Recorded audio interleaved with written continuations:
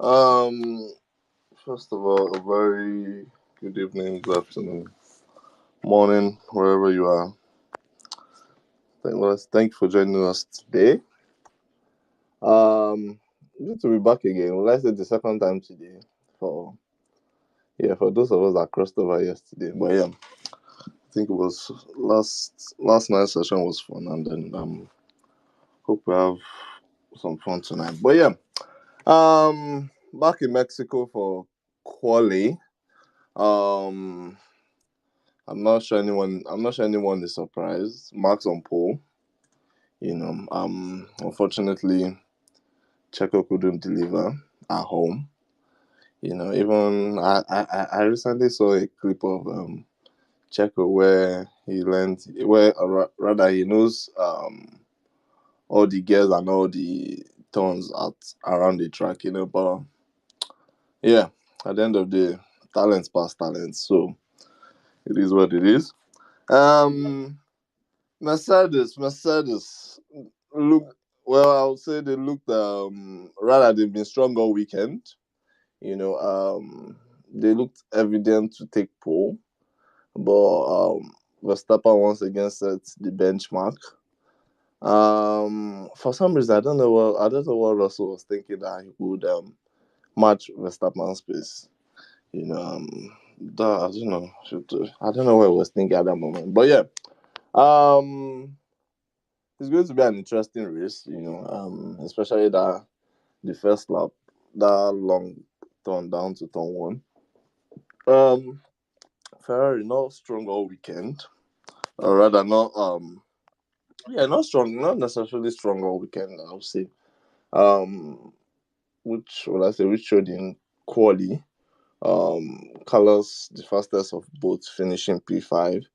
I believe Carlos came out to say this evening that the team knows why they are not fast. They've had to make some sacrifices. You know, so yeah, I believe it's more of a track based situation for Ferrari. But another impressive run, Bottas.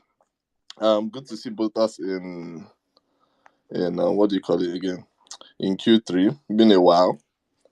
Um, I think it's yesterday where some of us here were dealing with Potters, but I think it probably heard us, and then he had a bit of vim, to drive that Alpha Romeo and put it in P6. So yeah. Anyways, let's hear from you guys, and then we'll just move on. To the down the rest of the grid. So yeah, starting with the top three teams. Okay. Regis, do you want to start first?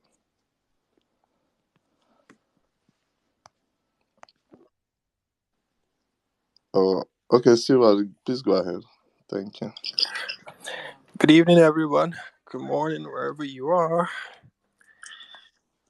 Good Yeah, day. it was an interesting quali session. Yeah, in fact, starting from FP1, it looked exactly the way it ended up in qualifying. In as much as it was a little bit mixed up, but with what we saw in FP1, 2, and 3, it was a little bit obvious that we will see Mercedes in the mix, and coming into quali Q1, Q2, Hamilton was up there up until Q3 where he got his lap time deleted and just was able to do one stint, and which I think is one of the reasons why he probably wasn't on pole.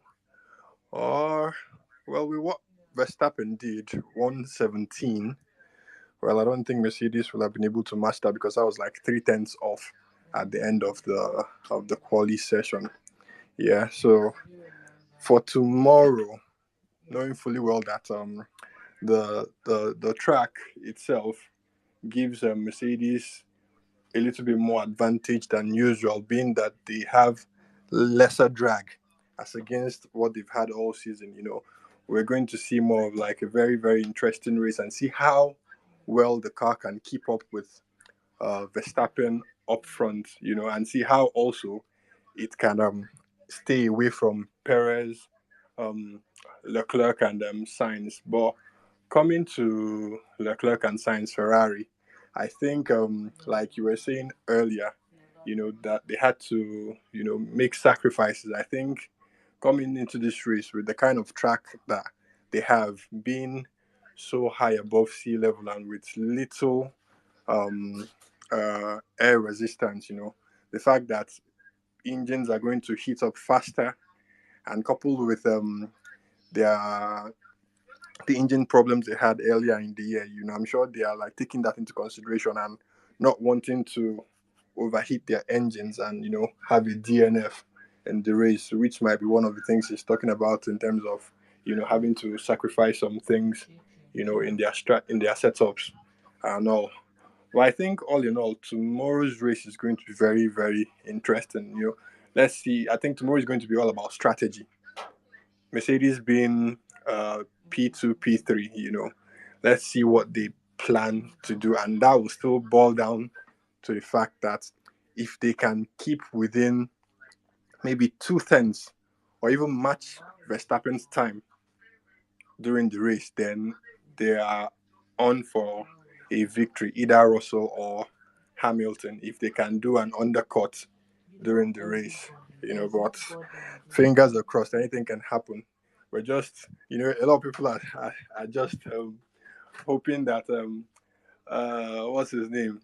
Russell can help us and Kamikaze Verstappen on turn one, you know, just get the job done and let everybody go to sleep, But it's a long run to the first turn, so I think there is a lot of time for them to be able to sort themselves out before they get to the first corner. Yeah, so let's just see how tomorrow's race pans out. I yield.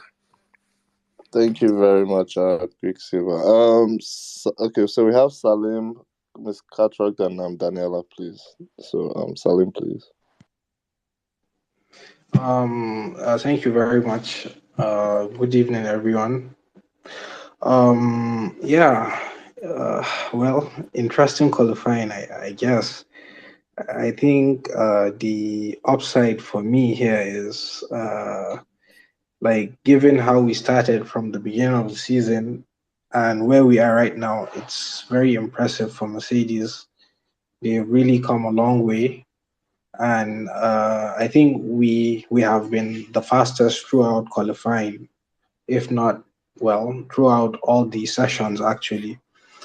And I think I think the last speaker was talking about nobody would have been able to match Verstappen, right? But I think Verstappen had a two actually, so it would have really been difficult for anyone to like really hit the 1 minute 17s. But yeah, historically for like the past 2 years, the race winner in Mexico hasn't been on pole actually, and even without that, historically, it tends to be more advantageous to the person in P2 actually because of like the rundown to turn one. So yeah, that's about that. And well, I think for me, as I said earlier, yeah, the improvements, yeah, they've been drastic. I don't think any team would have been able to like make this much improvement as Mercedes has done. But the only issue I think I have or concerns I might have going into next season is our ability to race in like colder temperatures and our ability to race in the rain. Yeah, I don't know if we've been able to rectify that problem. So yeah, thank you very much. Thank you very much, Salim. Okay, let's have Miss Cartwright, please. Thank you. Hi, everybody.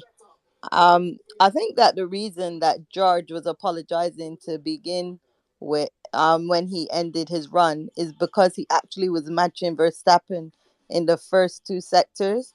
He lost it at turn 12, and that's where he ended up not being able to be on pole. So he was saying sorry to his engineer that he didn't make it, because he said that, like, literally, as you guys were talking, I was watching an interview with him just now, and he was saying that he hadn't been feeling the car, and then on the last run he actually felt at one with the car, and he was like, yeah, this is it, I'm going to be on pole. And he said he got into his head a bit, and that's how, and by the next turn it had gone, because he started concentrating.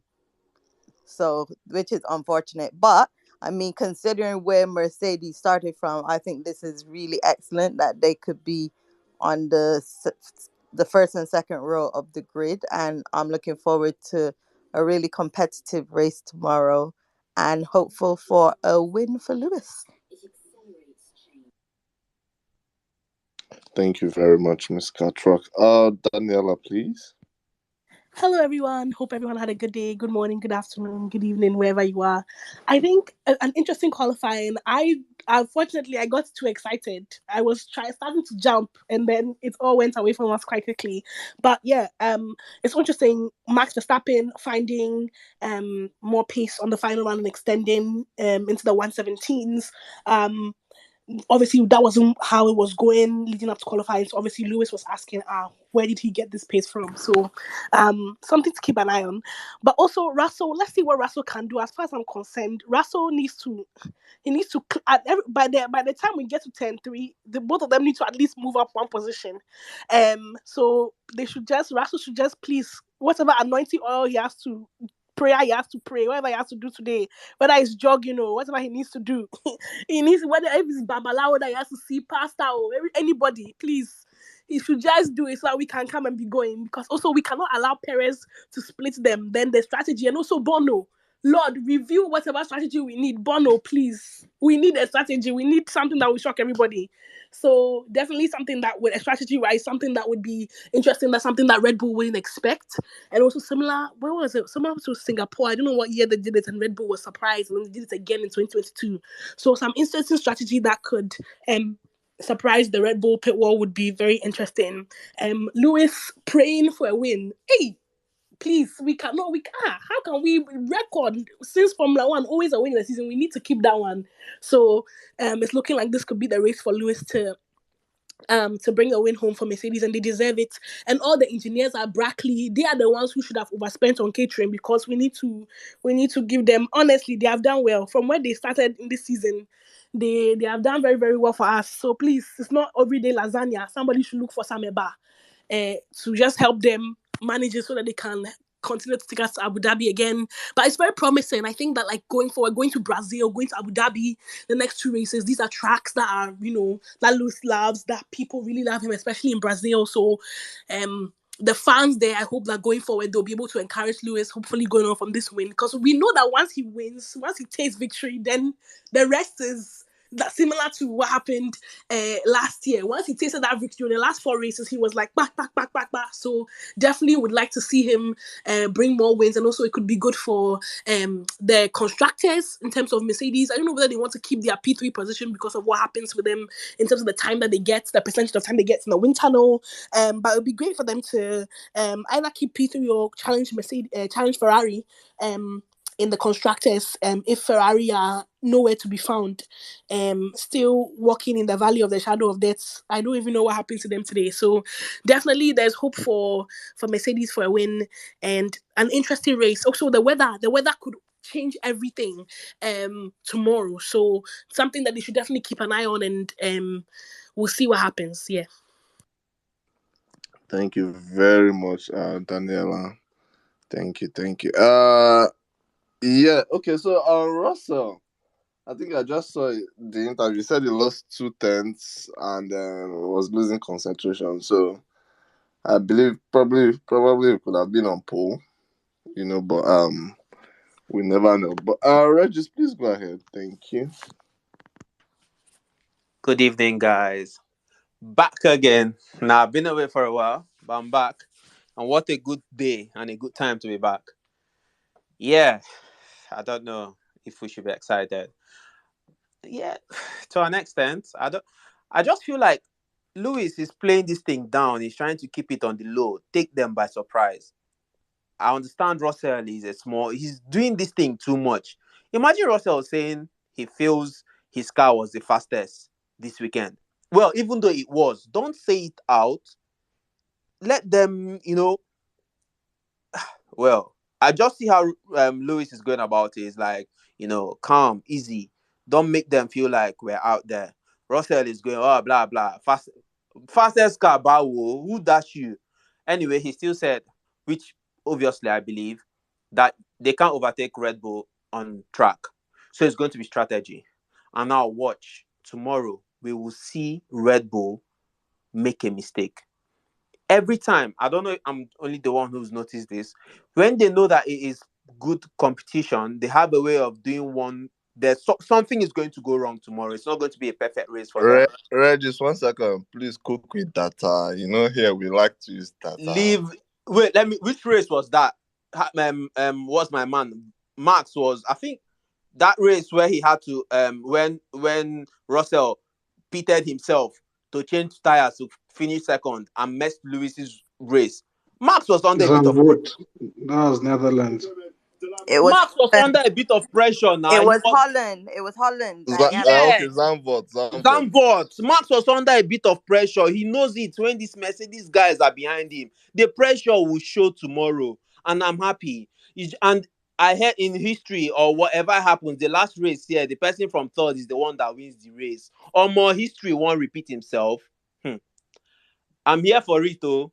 We are going to stay here and watch this race. Let nobody push anybody. I don't want Russell to hit Verstappen tomorrow because that's his normal way. Just let him let us enjoy our race. The last time I said it that there's going to be a lot of crashes in this our last race we just did. But tomorrow will be fresh. No crash. Sweet race. Mercedes definitely a podium, but I don't want to say first. I'm feeling very strong with Miss Catrock saying Lewis Hamilton should win, but there'll be definitely a podium tomorrow. Maybe second. Let's not raise our hopes too high. And yes, what happened to Ferrari today? I don't know. Personally, I love Charles. I don't know if anyways, tomorrow is going to be Max's race again tomorrow. I just feel he's going to come first. The guy is just too good, and we can't deny it. He's driving he's almost first Max, second Lewis, third Russell. That's my own for tomorrow. Nice one, guys. I like your prediction. As you said, Miss Catrock will disagree. Okay, well, let's hear a read one, please. Good evening, everyone. So, as we have said, cook with data and facts. So, tomorrow will be very, very interesting. We'll see how strategy will surely play out tomorrow. That's very sure. And we'll see, today's quali was from FP3. I felt Mercedes would have been on pole, that FP3. I never knew that. So at FP3, when I saw that Russell did a 118, even Max couldn't even reach that 118, almost 5 tenths to Mercedes. I was like, is this just another type, or is it just another false hope that W13 do play out? So when Collie started, I was like, it will surely be a 119 that they might not even reach that 118 again. And then everyone started that Q3 final lap when Checo did a 118.1. I was like, wow, that was a very great lap. I never knew there was a genius. I never knew Max was a genius. Max did a 117.9. It was the only one that entered 117 tonight. It was the only one since all weekend. It was the only one that entered 117 and it dropped 117. And again on the second run, it dropped 117.7. It was just so impressive for me to I never knew someone who could enter like that 117. And for Ah, George, the guy is the thing fantastic. True. the thing is that George, for me, I just felt George is the guy is just too anxious. Maybe because he's just in a big team right now. That's why he's doing all those like I'm sorry of it. So, but tomorrow that everyone like as everyone will be talking about, like Russell should take out Max. But why are you guys not thinking about Russell taking out Lewis? Like, like it's so funny. So like tomorrow, Sha, if Russell takes out Lewis, it will be funny. But as of what I said, that there is Share power thunder in on fire Ramney. as for someone has said that We there's don't power take out anybody at see Mercedes, that it's not man. We don't take out anybody. Last race was so purely accidental. as I was saying, normally in Mexico, that first turn is very crazy, like it's very chaotic. So I can't wait to see the turn one instead. Like I just want Max and Checo to just push through like safely, even if they lose position, like they should just push through safely. We can get there. We have a quick race car, so that one. But like for me personally, since Baku, Ridwan, I'm sorry. So the other driver should not pull safely too. so the other, I don't know. They might and they might not. Is their palaver. Like as we did right now, we are not friends again. We not be friends again. So no, only Red Bull tomorrow. When we pull through by God's grace, we go pull through. So that's just it. So and like as I was saying, so since Baku, I don't really care about qualifying again because as everything we have a good race car, so we will race them and let's see what W13 will come out with tomorrow. It might don't let me say anything, Sha. So it's let's just see what W13 will come out with tomorrow. And the Ferrari, like to be honest, I felt maybe it's because of their power unit. Maybe they tune it down a little bit because of the high altitude of it. Because like we all know Charles, like it should if Charles is not on pole, maybe second row or third row, like Charles, I think even Bottas split both Ferrari tonight. Like I was like, what happened to Ferrari? Maybe they reduce their pace maybe they actually set up for the race. Let's see what will happen tomorrow. And the thing is that their tires also, like as someone said also, as they told me that they have higher tire deck, that they do warm up their tires very fast and they do have high tire deck. So and tomorrow also, I'm not sure because in I think was it not FP3 today that I think Crofty said that there is a 40% chance of rain. There might be rain tomorrow. That one also will spice it up a little bit.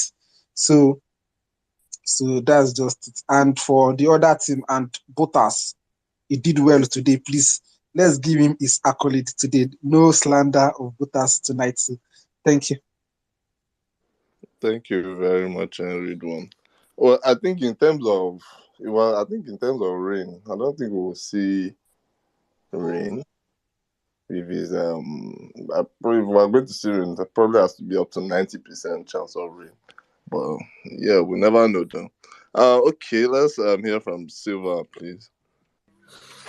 Um, just a little bit addressing what Ridwan was saying. Yeah, I don't think anybody was surprised with Max hitting the 117s because all through this season, that Red Bull car has been on drugs. Like to be honest, if anybody can pull out the fastest lap in qualifying, it's either Max or Charles. So I'm not even surprised one bit that he did the 117.7 in Q3. To take pole. And there's something I forgot to even add. Like the development that Mercedes have had this season, barring all their issues, has been really, really, really tremendous. Knowing fully well that they got their philosophy wrong from the start of the season, and having a very draggy car to be able to push that car to within 3/10 of Red Bull tonight is really, really something very, very commendable, to be honest. And it goes to show that if the car was top notch from the beginning of the season, I'm sure we'll still be dragging out this championship by now. It wouldn't have been handed so easily to Red Bull and Max the way Ferrari handed it over to him. And then again, there was something we noticed about the Ferrari during qualifying. There was a particular corner where the car kept, you know, on the oversteering in the curb. Each time it climbs the curb, it just can't get out of that curb easily. It just keeps oversteering. I think it was Leclerc. I think both Leclerc and Sainz had that issue. The cars just couldn't clear that curb like clearly. It kept on the oversteering when he hits the curb. So I don't know if most likely they'll still have that problem tomorrow if they don't dial it out. They'll keep losing time on track if they keep hitting that curb the way they are hitting it. Yeah, and I just hope that tomorrow, the strategy that Mercedes is going to, you know, use will be in their favor. Like Ridwan said, yeah, turn one is going to be very, very, very interesting tomorrow because I think last year, no, not last year. The race where Lewis was on pole and Verstappen was second, and by turn one he had taken the lead. So down to that turn one, it's going to be very interesting. We just have to see how it plays out tomorrow. Yeah, I yield. Thank you, Silva. Okay, Daniela. Read one, please. What did we do to you? What do we do to you this evening? We are just managing. Look at how far God has brought us. We are just managing. And you are saying that Russell should crash into Lewis. What kind of please, the prayer warriors that have been praying since the start of the season, we are tired. This is only one very, very small miracle that we have been able to pull. Please don't come and be pouring sand in our gari at all. I definitely think that in terms of strategy for what can happen, in terms of Mercedes to avoid that sort of situation, because we can't just cross our fingers and pray. I think that they very much need to get ahead in the start so they can control whether the race goes to a one-stop or a two-stop strategy. If they can get ahead of Max and keep Perez behind. And also remember that the Ferraris, hopefully they can sort whatever issue they have so that they can at least be targeting, because from where they are now in P5 and P7, they are probably thinking of, if I can pass Bottas, is what Leclerc is thinking, then they can maybe go to Perez from Sainz. So hopefully Perez will get, involved with the Perez's race will mostly be with the Ferraris, so that at least Lewis and George can focus on getting ahead of Max and then commanding the race from there. But I definitely think you never know. I don't know this track. There's so many tricky corners and turns. So let's see how overtaking works on this track. I'm not sure if it's a good overtaking track or if it's just standard. So that could also play thing. Also the straight line speed of the Red Bull, that one we can't deny that one. So it's about how they manage their strategy and where they are going to park the car on that apexes, all these track limits. Both of them need to get that under control a bit so that they can put the car in exactly the right place it needs to be, so that if when they get the strategy that works out, they can move forward. And I also agree that Lewis is very much keeping his cards close to his chest, as he should. George is also still learning. New to Mercedes, he's done well. He's been doing well so far. So hopefully they both can work together. I think for them, the first and foremost, their goal is to, come through in the constructors and try and get a win for the team. Later on the race, I think then we'll decide who is exactly deserving of this win that we are going to get tomorrow. I declare in Jesus' name. So once we at least let's overcome first, and get forward and then see where we go. I also think that in terms of the rain and the weather, I agree we need to wait for closer to the time to see whether the rain will come into play and be interesting there. So yeah, and also Bottas that we used to scrape the bottom of the barrel yesterday. He must have heard us and said, let me remind you people my usefulness. So hopefully that will be interesting. It's also interesting if Bottas comes into play. Because he might decide to go longer into the race and do something slightly different that might earn him more track positions. So hopefully he remembers his very good friend. You know, their brothers, as they've said at the end of the season in 2020 when he was leaving. So hopefully he remembers Lewis, and him and Russell stay very, very far away from each other, because that one will not be funny at all. So hopefully Bottas can come into play in a way that will be beneficial to Mercedes and not to Red Bull.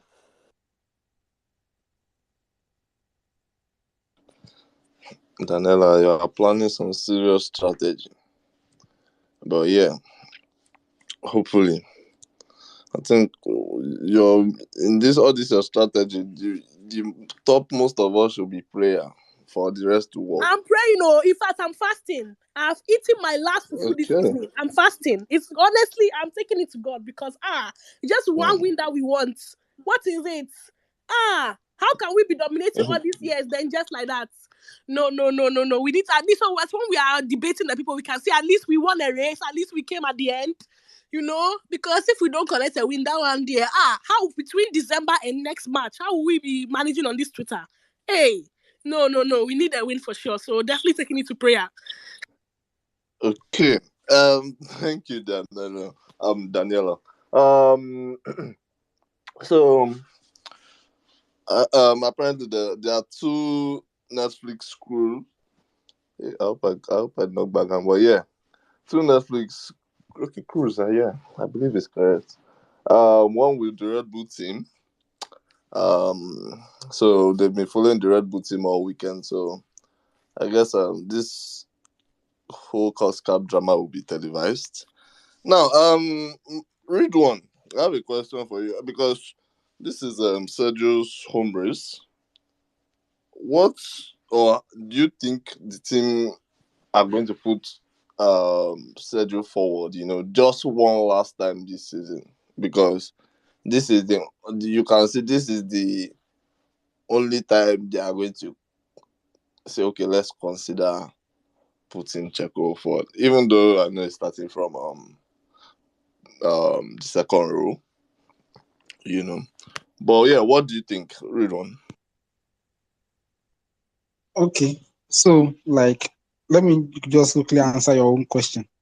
So the thing is that if Sergio can quickly catch up with the two Mercedes, I think the strategy will surely favor him tomorrow. But I'm not sure. Like, we don't know what's going on. But I feel like Red Bull will actually make a good strategy for him tomorrow. So let's see tomorrow. But as we don't know what will happen, but I feel like the team will actually make a winning strategy for him. But he needs to clear the Mercedes, maybe one of them or two of them.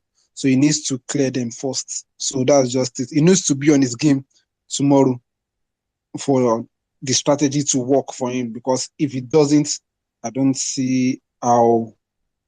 But just let's see. And the thing is that at Mexico, I don't think it is that much easier to overtake. Maybe it's just on that street only.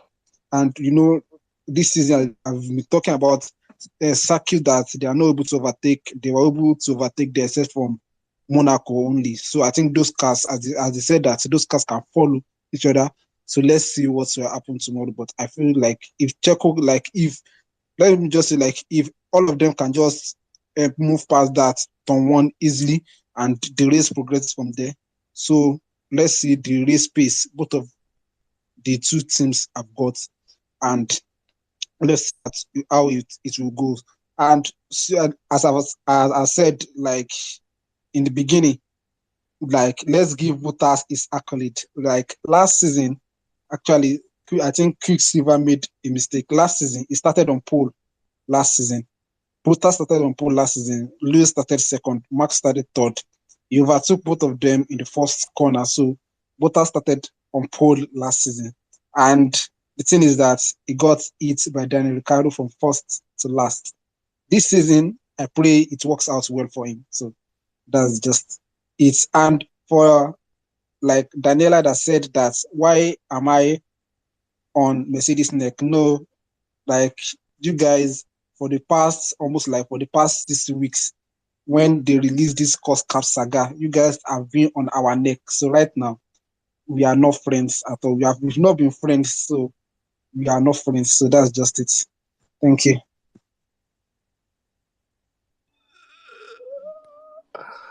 Oh, for fuck's sake. Riddle. Adima, please go ahead. Yeah, good evening, everyone. So for me, just going to be short with it. I think for tomorrow's race, I think Max will DNF. I think Checo will win. Um, I really don't think Mercedes will be able to hold um a Red Bull car when they are going from the start finish to towards turn one with that straight line speed they have. I think the very best way Ferrari could get on the podium tomorrow would be probably they have a very solid strategy, right? Um, yeah.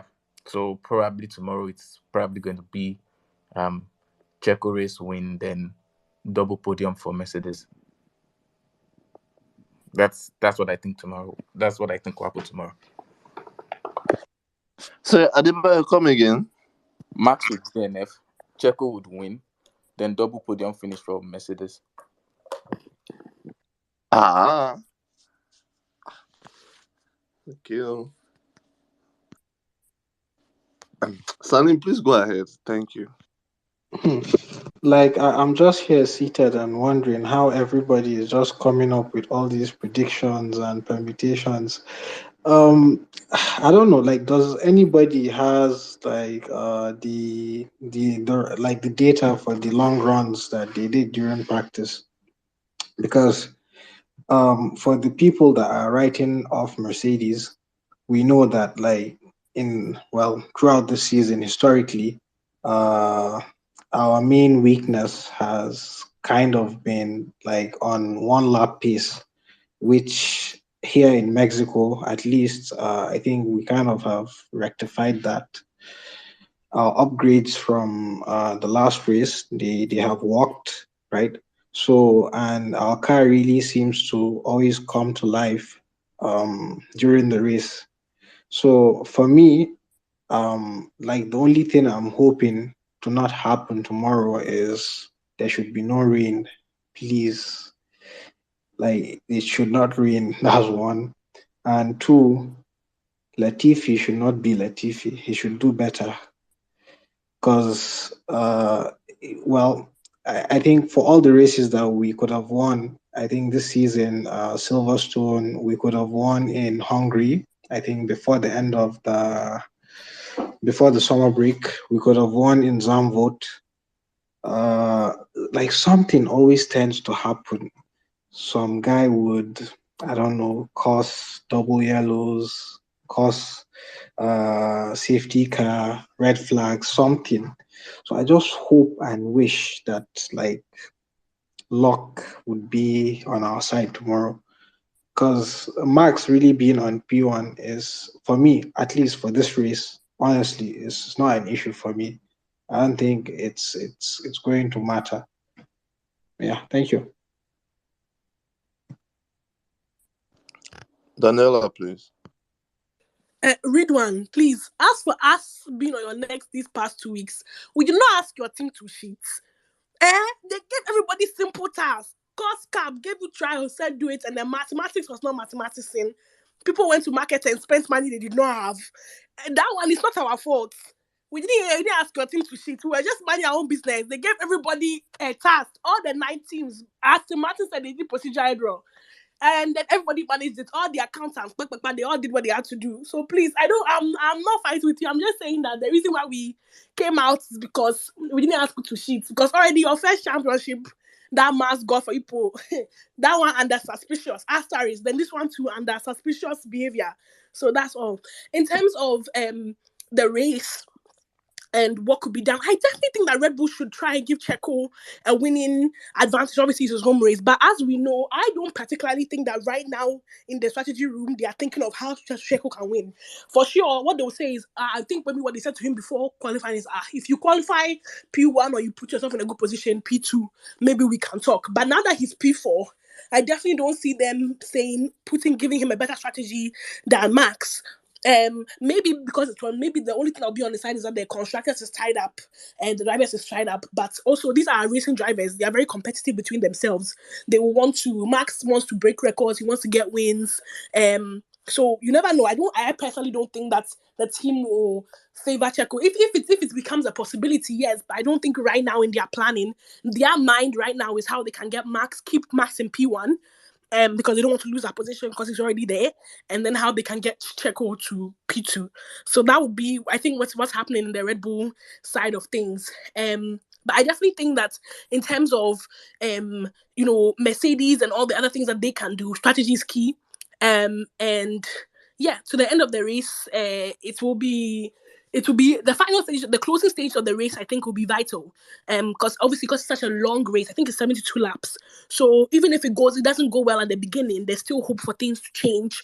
And in as much as in the past, safety cars, and whenever I see the message lap cars are allowed to overtake, my heart, I just get flashbacks and then I move past it. So I think that those things, hopefully, because it's such a long race, and it's not 56 races or not 55 or 42 laps, hopefully, because it's such a long race, even if those things happen, we'll be able to, recuperate and still move forward and get our victory, because victory is the only way possible.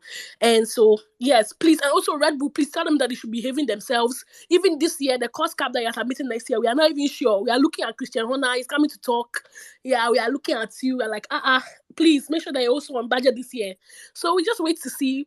But definitely, I think I know we don't want to raise our hopes up or say that, oh, how we, decide all these things, because we are not there with them.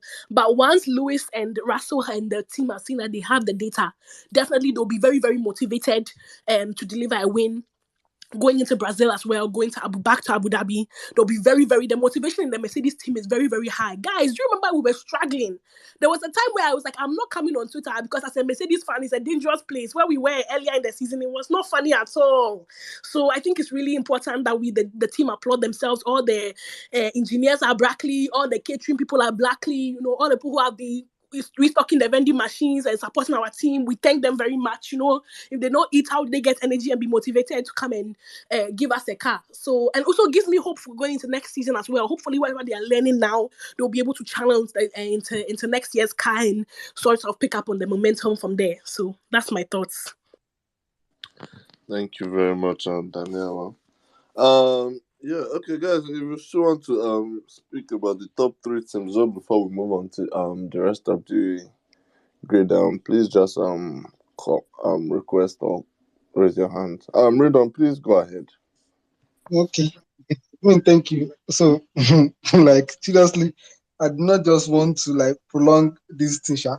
But the thing is that, as she said, that they actually gave everybody the amount that everyone should spend. Actually, they actually gave everyone the regulation that everyone to follow, and some people actually brought a draggy car to the field. Sorry, a zero port car to the field, and maybe so. So that's just maybe that's exactly what happened, and the car had no pace to the other. So that's just it. So for me, Sha, back to Ferrari. Like, I just want to talk about Ferrari. So the thing is, like, today, actually, someone said that when the Ferrari ride those curbs, yeah, like, since the season started, like, we all know that this Ferrari is the best in riding those curbs. Like, they are the best. They even the Red Bull can't. You see that RB18, it can't ride those curbs very well. But the Ferrari, like, this weekend, it has just been doing anyhow. So me, I don't know, Sha, but we will see what will happen tomorrow. But it seems something's really wrong with the car. Like, and for Charles also, I'm not sure. Maybe it is like there's no motivation for him or something like that. And even maybe Adebayo can actually explain to us, that as the Ferrari fan on the space, so he can actually explain to, like, what's going on, because even Science has been outperforming him in quality, and we all know Charles as the Mr. Saturday. We actually don't know what's happening. So maybe Adebayo can actually explain what's going on with the F175. Thank you. Okay. Okay. Let's hear from Salim, please. Hmm. Ridwan, all the slander on the W13. Yeah, like, of course, I know people who've argued this thing endlessly on the side pods, right? Or lack of side pods, rather. Um, okay, like Mexico, for instance, right? There's a 22% drop in air density, right? The air is so thin in Mexico. So I think one of the reasons why we kind of have an advantage here, those side pods, they actually matter because like the amount of engineering it takes to make everything really compact and like the amount of cooling efficiency, right? Not every team is able to do that. Why is Ferrari struggling? I think arguably we can say it's due to, uh, as somebody said earlier, like due to the drop in the density levels of the air. So they're afraid of a mechanical failure. I think one of their customer teams actually had, was it during FP1? I think one of their customer teams had, they had a mechanical issue, right? And yeah, like lastly, to say top it all off, say what you may about the W13, say what you may about the Mercedes team, but we have not had one, not even one mechanical DNF, not one mechanical failure from the beginning of the season thus far. So I think that's a very big achievement. Thank you. Thank you very much. Okay. Let's hear from Mas. Uh, yeah, Mas.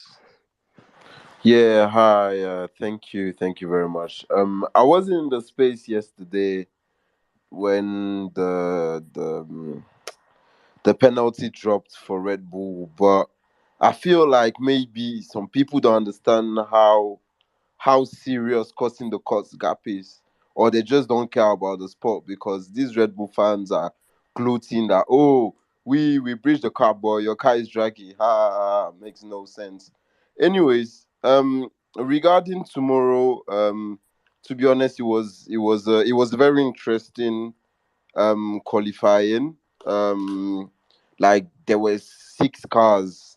I mean really four cars, and but it looked like six cars could get pole, which was very nice. It wasn't I mean the last time we got it was actually last race, but it was much closer.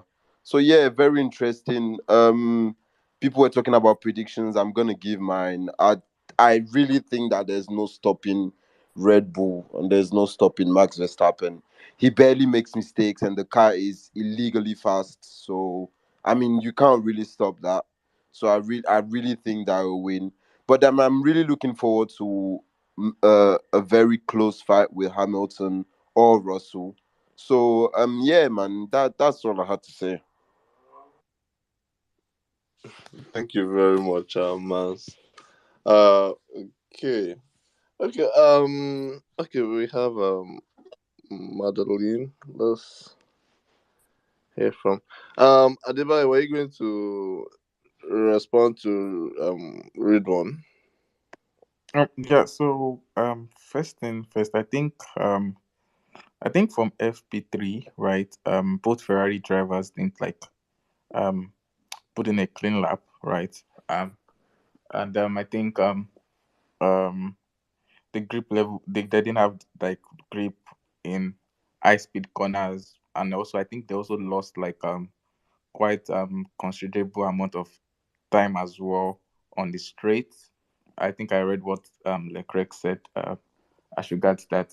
But again, I think I won't be really bothered about it based on the fact that like I said earlier on, right, there are less changes they could make now, right?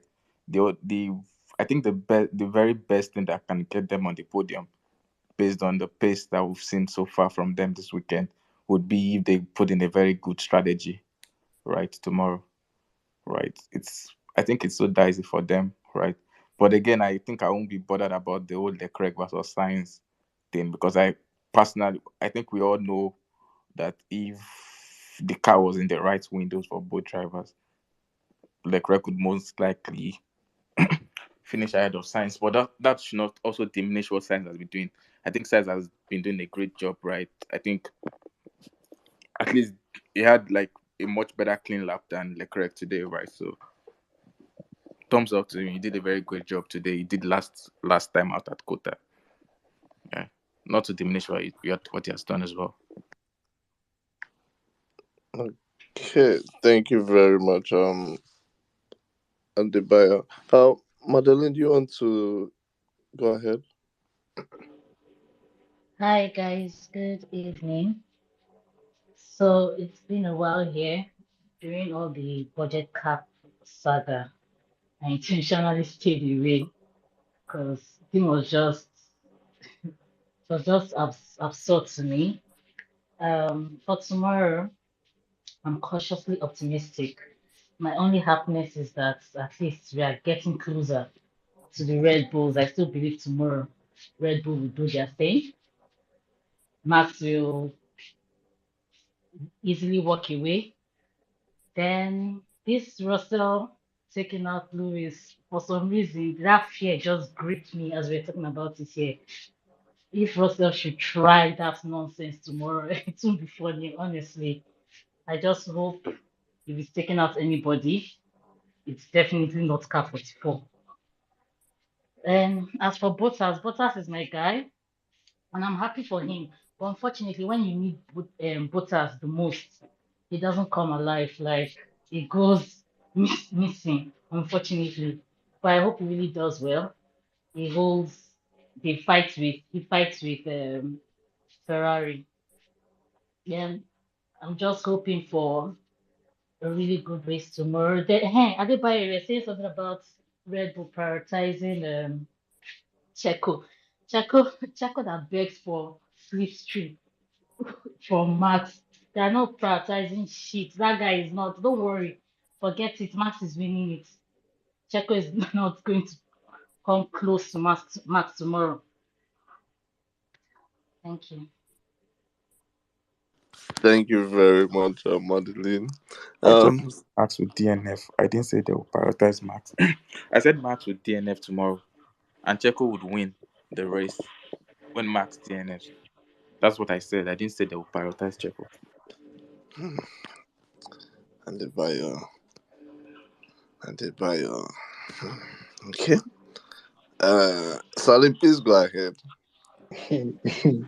Well, I think if how do you say it? If well, if God damn it, how does it go? If wishes were horses, right? I think what everybody would have wanted is, or most people, maybe Chaco winning Mexico, Hamilton winning Brazil, Vettel winning Abu Dhabi, right?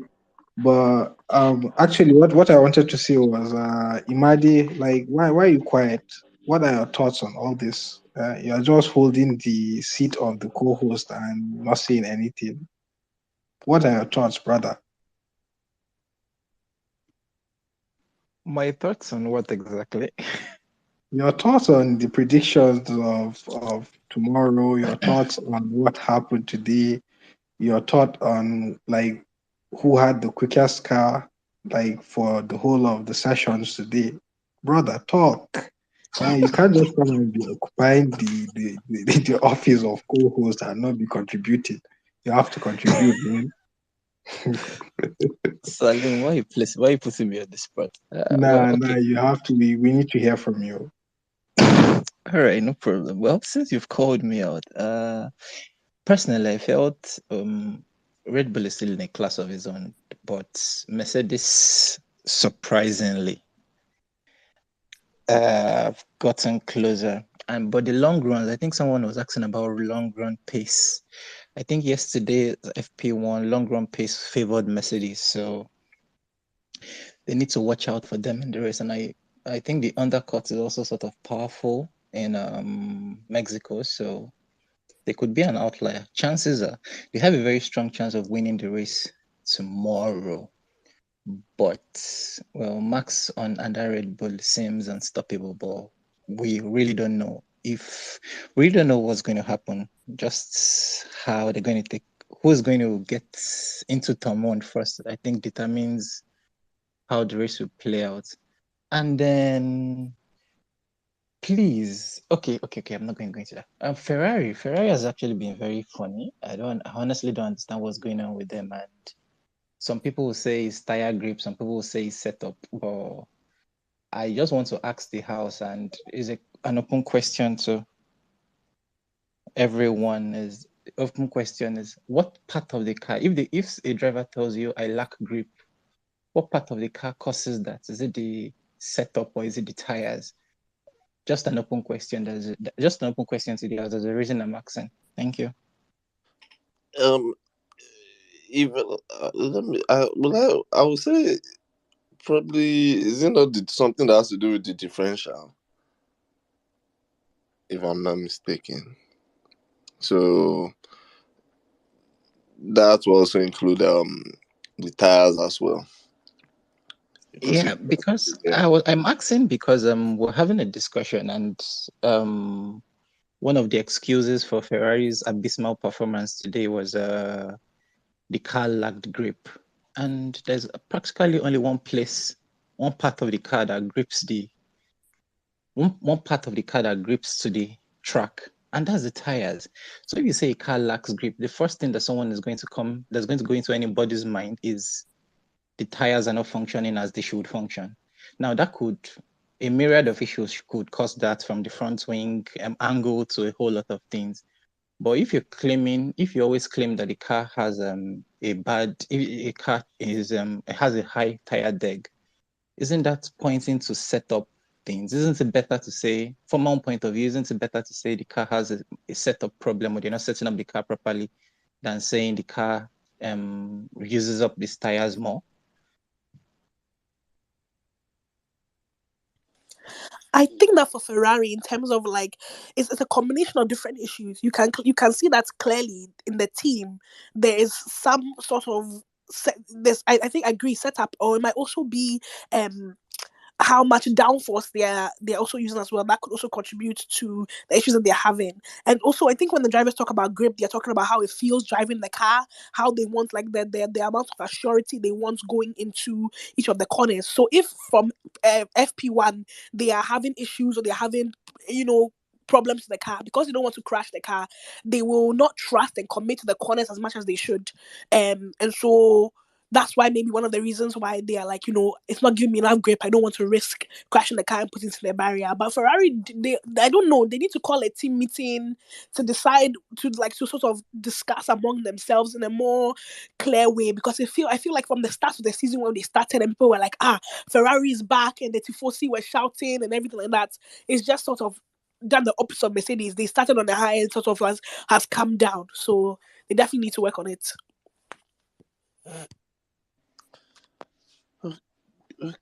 Okay. Just to add to what you said. I would say for these cars here, let's say you never always have the perfect setup. The setup is always near perfect, because you have a car. You can it never is always that is overstay or understay. It has to always suffer from one, so it's never always perfect. But I would say it's more of the setup of the car and how they set up the car all season, and which is something they need to look into. So now that they have how many races? It's not 3 races left. It's something they need to look into, because they can't continue or carry on like this for 2023. Adiba, do you want to go ahead? Yeah, so when you're talking about grip, there are two kind of grips in Formula One, right? Right. There's mechanical grip and there's aerodynamic grip, right? Mechanical grip, right, relates to the tires and suspension, right? And I think it's probably the most common type of grip we all assume when drivers say that they lack grip, right? We all just picture the fact that is the mechanical grip alone, right? And in Formula One, right? Mechanical grip alone is not doesn't equate to grip alone, right? So it could also be aerodynamics grip, right? When you're looking at when you're looking at the front, the rear wing, the set as got the setup of the rear wing, the front wing, and the body works, right? So if when the team is sort of like analyzing why they had like a poor performance, right, one of the things that drivers could say, right, in their probably team debrief was, yeah, the root cause was the issue we had was we lacked grip, right, in high speed corners, we lost time on the straight, right, those were the issues we had, right. What is the root cause, right? Then the root cause could now be the fact that, oh, probably in terms of the setup, right, the setup of the car, right, could be wrong, right. But saying for someone saying that the issue they had on track was based on grip, right, and if you go deeper, based on grip levels going into the corners, going to high speed corners on the straight, they also lost time on the straight. It doesn't it's not I don't think the person is wrong saying that, right. The root cause in which they will not discuss when they deep dive in their debrief would be, why did we experience what we had, right? Or the set car setup, right? Is there something we can do, which I think necessarily you can't really make much changes to your setup after qualifying, right. And that's why I said what I said, that the best way I feel they might want to like try to optimize now is putting up a very good strategy tomorrow, because that seems like the only saving grace they have to really get one car on the podium, right? And because because we with their current performance, it will be very difficult to challenge both Red Bulls and both Mercedes, right? And yeah, the very best way they could probably like get on the podium is to put in a very good strategy, because they really can make they really can't make any changes to their setup, right? So they will just focus on how can we maximize our strategy, right? And let's see what we can do from there. Thank you very much, Adebayo. Okay, let's hear from Salim, please. All right, thank you very much. Adebayo was like he was very spot on with that answer. We have two types of grip in F1. One is mechanical, and the other is aerodynamic, right? But I think we have to remember something that like the design philosophy of these cars, they matter a lot in terms of like the amount of grip that you have, and grip is not something that is static. It's very dynamic. From corner to corner is something that changes, right? So maybe the ability of your car to retain that optimal temperature levels in all tires is key, and I think like some teams struggle with that, right? Then the principal design of the car, like fundamentally, does it understeer? Does it oversteer? Right? Then maybe you have a car that like on the stairs and it's going through very fast or high speed corners. So, like, plus the setup of the car. So, it's a whole complex combination of different elements that would determine the grip of the car. And I think well, uh, an individual's driving style would also determine, like, a car that something like the Red Bull, right? Uh, Verstappen might be very comfortable with driving the car, as crazy as it may be for some drivers, but to him, like it behaves perfectly. So I think it can also be a bit subjective. Yeah, thank you. Thank you very much, Salim. So, well, so in this case now, is it? So I believe it's more of aerodynamic grip than mechanical grip. Have the engineers? Yeah, sorry, and I wanted to add something. Yeah, Okay. like they can still make changes even though like the car is in park farming. they can adjust when they come in for pit stops. They can actually adjust like the wing angle on the front wing. They're allowed to do that. So, but I don't know whether they would. It would be maybe perhaps bunkers to go up or down too many levels on their front wing after maybe all the test data that they've had. But drivers usually do that. Thank you very much. Thank you very much, Salim. Okay. Um, I believe we have Etuk. Etuk, do you want to go ahead? Okay, hi. I'm not well. What I had wanted to say, Adebayo had actually explained it, and then Salim also added pretty much all the points I wanted to say. That's the only reason why I wanted to speak, so that I could explain this concept of aerodynamic and mechanical grip. The only thing I'd add that was has been left out by the two speakers is your the brake setup as well. Because okay, so Salim did a great job of explaining how your grip is very dynamic, and he explained how the philosophy, the design philosophy of the car affects your grip, including the rake, which essentially is the difference between the angle the angle of the front portion of the car versus the back of the car. So your brakes actually, so when you're approaching a corner and the driver brakes, right? The weight is shifted from the back of the car to the front of the car.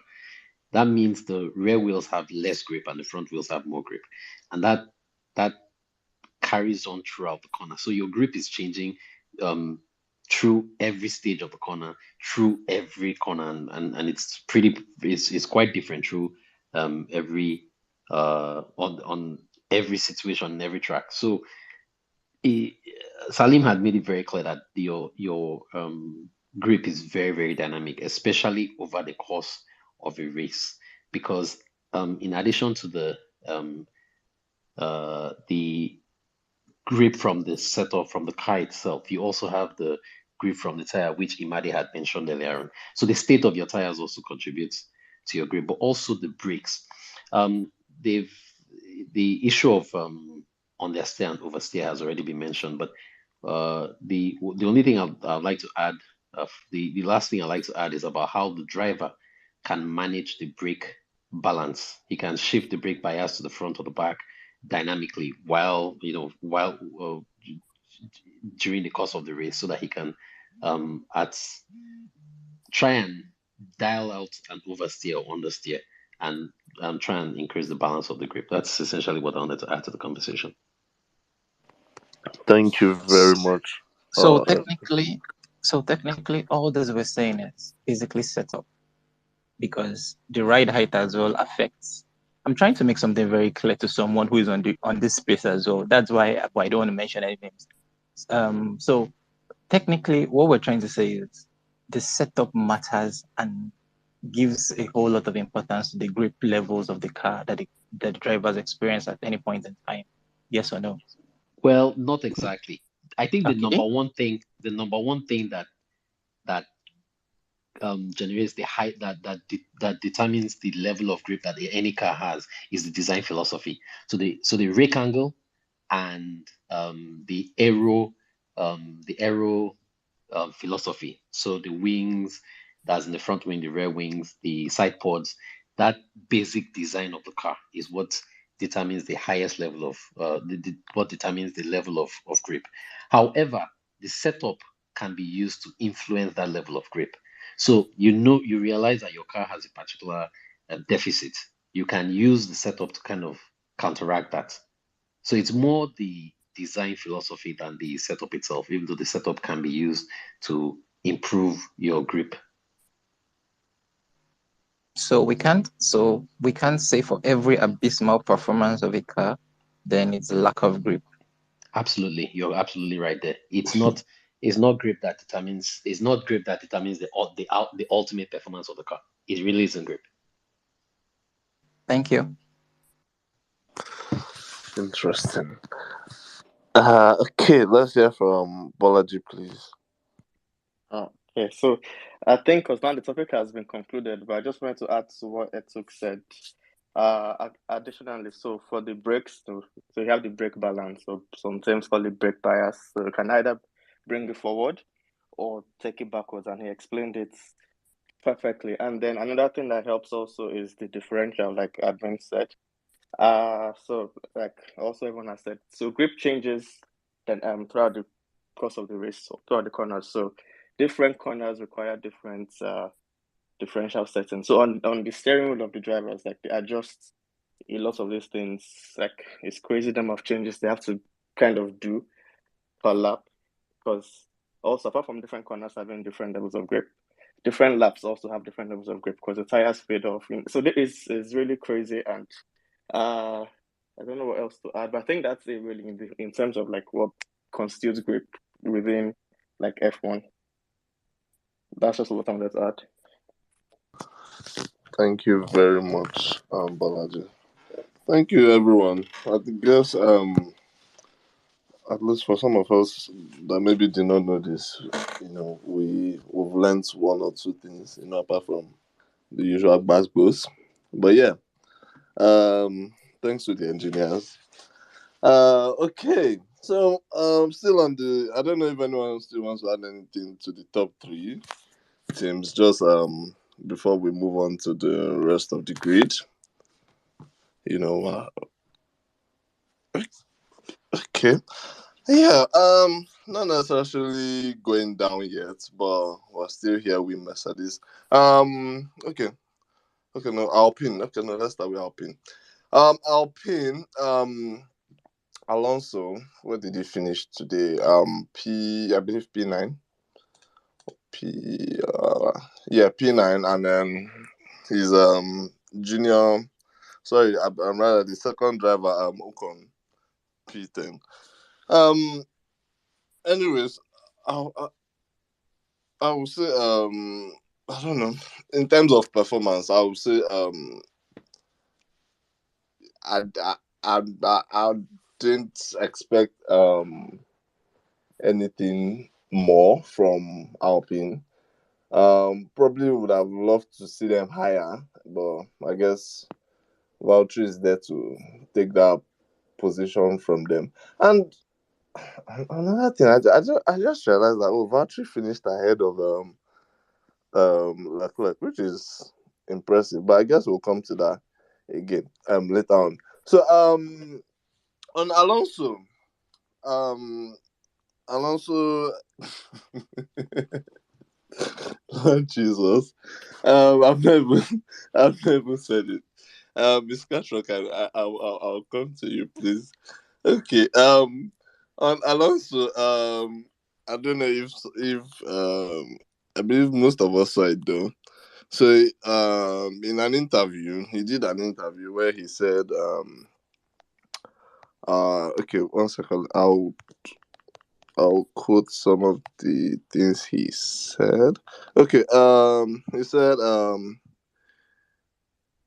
actually, he said he believes, Max's titles, the two titles he has won, have more value than the seven Lewis has won in total, and hopes Max will outdo him. And then the quote in his words, I have a lot of respect for Lewis, but it's different when you only race with your teammates, which was Bottas and what's his name, Nico. And then you win 7 titles. So I guess what Alonso is trying to say is basically he was in a very dominant car, so there wasn't really much of a competition. And then further on, Alonso went on to say unlike himself and Max, Schumacher and Hamilton had title fights with their teammates while they won their titles, which is why their titles are not valuable. And then later on, before FP3, he came out to clarify. Yeah, all the titles are amazing, well deserved, and inspiring, incomparable to each other, and let's enjoy champions and legends of our current time. He's tired of continuous search for headlines, and yeah, let's enjoy them. So I personally, I would say, well, it's Alonso. You know, in this life, I'm sure every one of us has a memory that always haunts us. You know, and that we feel that memory will haunt us for the rest of our lives. You know, and no matter whether it's a good memory to someone else and it's bad to us, we'll always look at it in a different way. And then I guess that's how I view this Alonso issue. So yeah, Miss Carter, please go ahead. So Miss Carter, then Daniela. I am here for all the Alonso slander today. This blockhead relic from the 90s. He wish he had half the talent that Lewis Hamilton has in his little finger in one of his curly unkept locks. I cannot stand this little whinging witch. He got the nerve. You see, he got caught out because that interview was on a Dutch TV and he didn't think that it would get out. And when he had all the backlash on Twitter, all of a sudden you want to change your mouth. Don't change your mouth. Stand 10 toes deep in your bullshit. And I hope that Bottas smacks him up. I want Lewis to smack him up tomorrow. Max, everybody, just smack him up. I want him to just drop down the grid like a hot rock that dropped to a plastic bag. He just gets on my bloody nerve. I want his engines to fail tomorrow. I don't even want him to finish. He gets on my nerve. I can't stand him. Bloody Alonso Fernando. He has been salty since 2007. The Dead Sea ain't got nothing on him. Bitching all the time. You are just not as talented. Suck it up and get over it.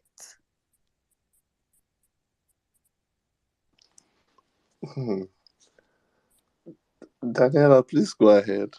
Miss Cartrot, I am behind you in the queue. I am behind you in the queue.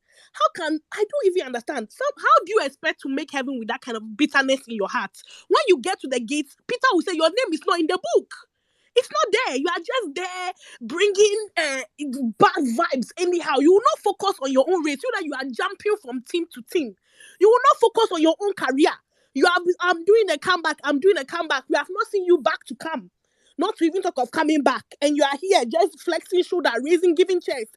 Hey! Exactly. You! Imagine giving an interview saying, I deliberately blocked Lewis so that I could get Max to win. Can Your you imagine? boss should deduct money from you because you're racing for me and you got the nerve to be out there helping a different team. Can you imagine? They should dock your pay, you They should nuisance. collect their money back.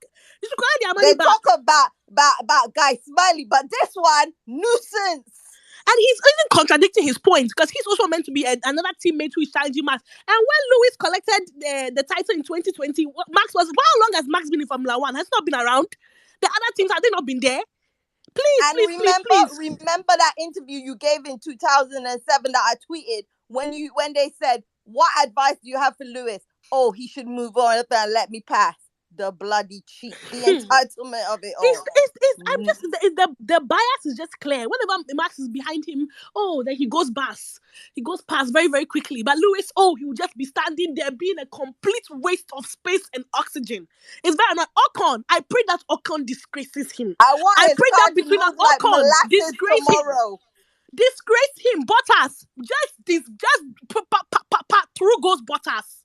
Just disgrace him. That's all my wish. He should drop down. Please, no violence. No papa. Please, no violence. Please, there's no violence. Violence on the track is permitted. He should just pass him in his car. That's his car dropping down to P20. He should even if the DNF car is even looking very powerful at this point in time. That car the engine must switch off. That's my only concern.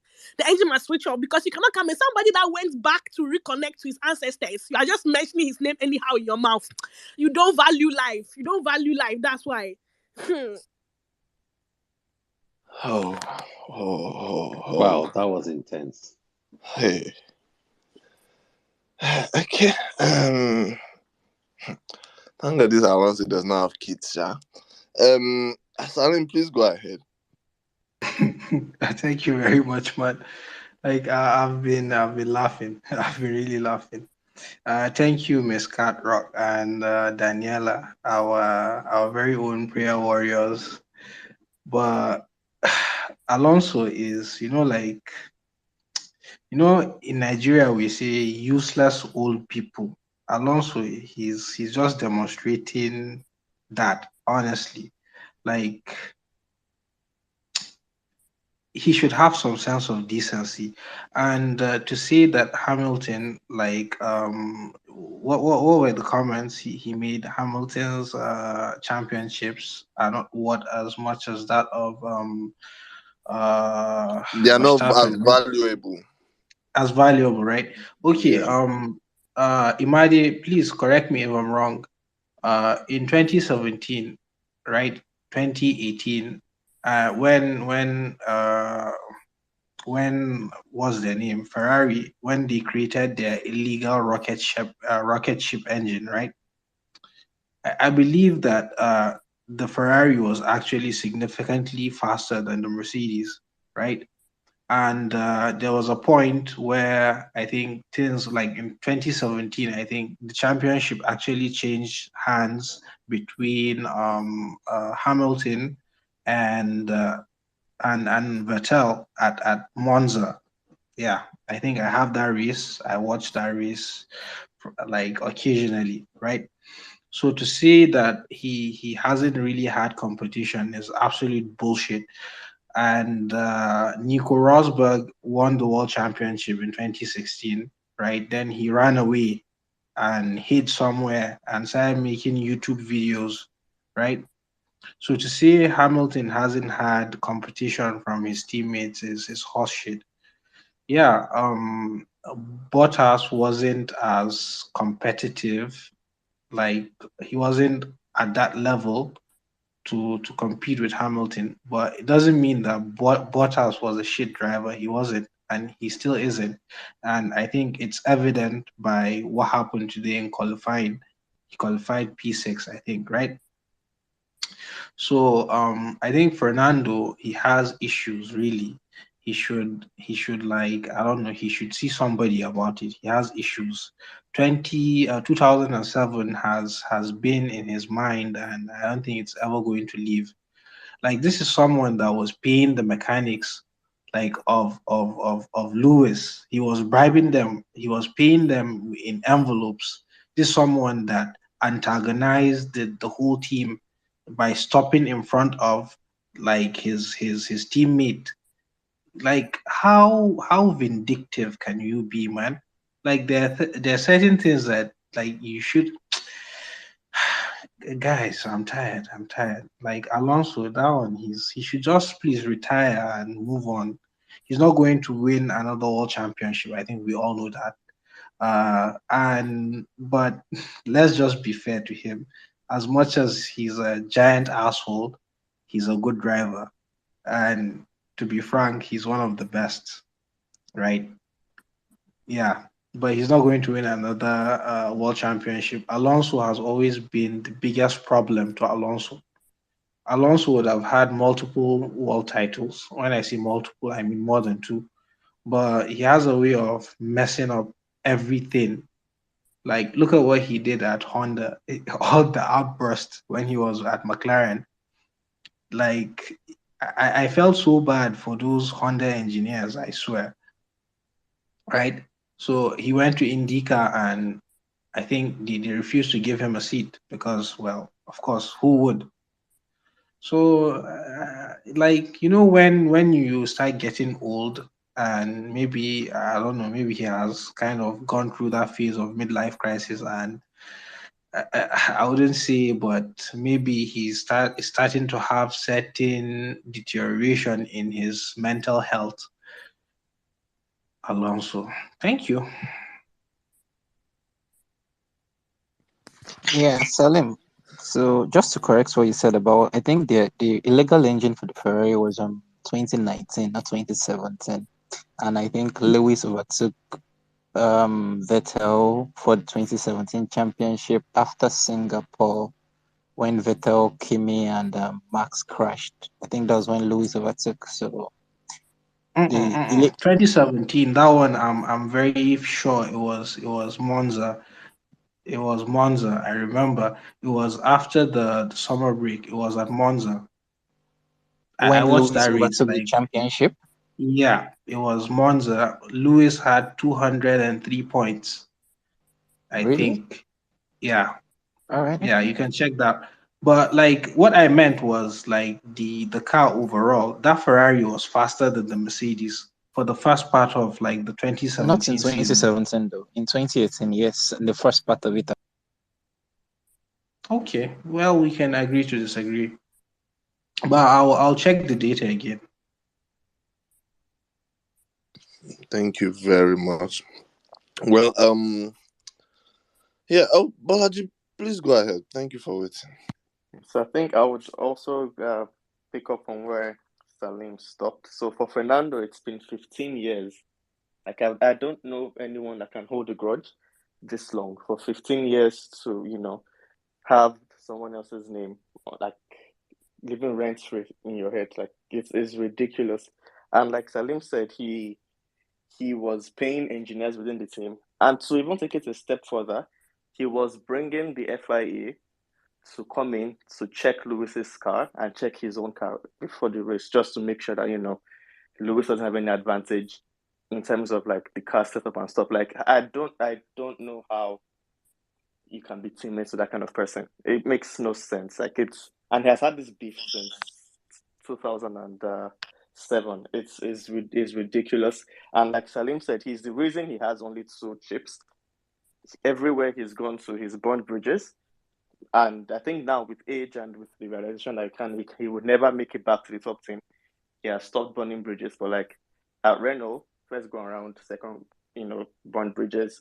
At Ferrari, burned bridges. At McLaren GP2 engine, unprovoked, just screaming. He's a vindictive person. And to say that Lewis or Schumacher didn't really work for their titles is just weird. And for Max, for example, this season, who did Max have to beat? It was just Checo. So in a way, he's also saying Max's second chip was not anything that shouldn't be counted because there's nothing special in it. So it makes no sense. 15 years later, he's still beefing someone. I mean, I really don't get it. Like he's very talented. Like he has a unique driving style. The way he steers with like in corners is very unique. He should have had more than 2 chips, but he's the reason he's on just 2 chips for 15 years. Like if you have a child and if you had a child in 2007, your child will be 15. You'll be in SS2, getting ready to ride work in Nigeria here, and that's how long this guy has held the beef. Like it makes no sense. And I'm happy that at times Lewis doesn't pay attention to him because maybe that's what he wants, like exchange of words, like to be relevant. But it makes no sense. And I mean, if you look at it, the sudden, I don't say gun body, but the sudden like affection and affinity I've had for Max, like it's really strange. All of a sudden, because Max beat Lewis in 21, like suddenly Alonso is doing body. Then Max won again 22, and then they're taking pictures together and forming best friends. It's just super weird, and I He's think living vicariously through Max because he can't do it. exactly That's all. it's just Nah, super weird. Like there's an Arab saying that the enemy of my enemy is my friend. So I guess that's his so I think mindset. that's what he's saying, but he's 41 or 42, man. Like, let this thing go. Like, it happened in the past. It's fine. Like, just move on. And now he came to clarify. It makes no sense because the same comments we saw those words come out of his mouth 6 hours ago or like 10 hours ago. Only for him to come back this morning and say, "Oh, I mean, it's fine. You can say I'm not the person I was 10 hours ago," which is understandable. But like, He it's didn't it's just expect it weird. to get to Twitter so quickly. That's Exactly, and then all. he came to walk it back like, "Oh, all championships are different. We should not like no one is more higher than Jordan." It's just very weird, and I mean he's back at Aston Martin. It's obviously for a payday, but it's like Lewis is still challenging for titles. Max is still challenging for titles. Seb has 4. Like he should do some inner reflection once in a while and say, "Okay, maybe I'm the reason I'm on 2." It's crazy, but I wish him all the best. Thanks. Oh wow, this is serious. I know. Okay, Daniela, then Adebayo, please. My anger has just come down by 5%. So let me just bring another point. I think in terms of Alonso, how he's behaving, it's also very unfair to Lewis, and it happens a lot in Formula One. These 7 championships that Lewis has got, people act as if Lewis just automatically sat inside the at the pit wall and used a motor car controller to drive the car on the track. They act as if because his consistency, his talent, and he's not even talent, his hard work, how they labored and sweated from even when he was in casting to now. All that work just gets scrapped. Oh, it's nothing, it's nothing. Meanwhile, when it was Schumacher, oh yes, no one can touch the 7. No one can touch the 7. And then now that Lewis has done it, they are like, oh, yes, it's not really relevant, or oh, it's very unfair. Or they try to find other ways to demean his titles, and it's not fair. And I also think that Alonso, you haven't done it before. You have not even reached half of what Lewis has done, so maybe you shouldn't be talking. And I think that it's very. I agree. It's very suspicious how he's gone and aligned himself with Max. Maybe he's hoping for a seat in Red Bull. Before we know, Checo should be watching his back. Before he knows it, then he might be trying to also get body with the team. So you never know. He Red always Bull has know that agenda. they can't trust snakes. He would hit Max. Do you think that if he was racing with Max, that he would take a backseat and let Max win? It'd be But chaos. but he's a plotter. He's like the snake in the Garden of Eden. So he will do whatever he needs to do. He will talk to anybody. He will sing anybody to get where he needs to be. Until he gets there, and then you screw up their race. Oh, it's just fun. It's funny, and I think that he should definitely apologize to Lewis, and also big up Lewis, big up Sir Lewis Hamilton, ever the man with class, ever a fashion icon, ever a discipline, ever like you know what is over his head. He does his talking on the track. He doesn't give Alonso airtime. If he has to see him, talk to him, he just says his thing, hello, bye bye, bye bye, and he's away. So big up Lewis for not, because obviously there's no way he won't find out. People will be talking about it in the paddock. Big up for him for not feeding into more of Alonso's tricks and games and stuff like that. But it's definitely unfair to Lewis. Because yeah, if Max had won 7 titles, people would be like, yes, he's the greatest, he's the best. Who is Schumacher? They'll just throw Schumacher under the bus. Because obviously it's Lewis. People are quick to dismiss all the achievements that he's done, which we shouldn't do so. And the way people have been happy at his downfall is so funny to me, because what you do want someone in a sport who is able to, obviously the domination is upsetting for people who are not on the team, who don't support him, but you obviously want the best of the best. It's meant to be the pinnacle of F1 sports. So I don't know what they want Lewis, whether they want Lewis to reduce his ability so that everyone can catch up. I don't know what he needs, what they want him to do, but big up Lewis. He's come out the better man in all of this. Thank you very much, Daniela. Adebayo, you want to go ahead? Also, to add something else to what has been said, I'm not I think Alonso should just probably like focus and reflect on his own performance itself, right? 2010 World Championship, right?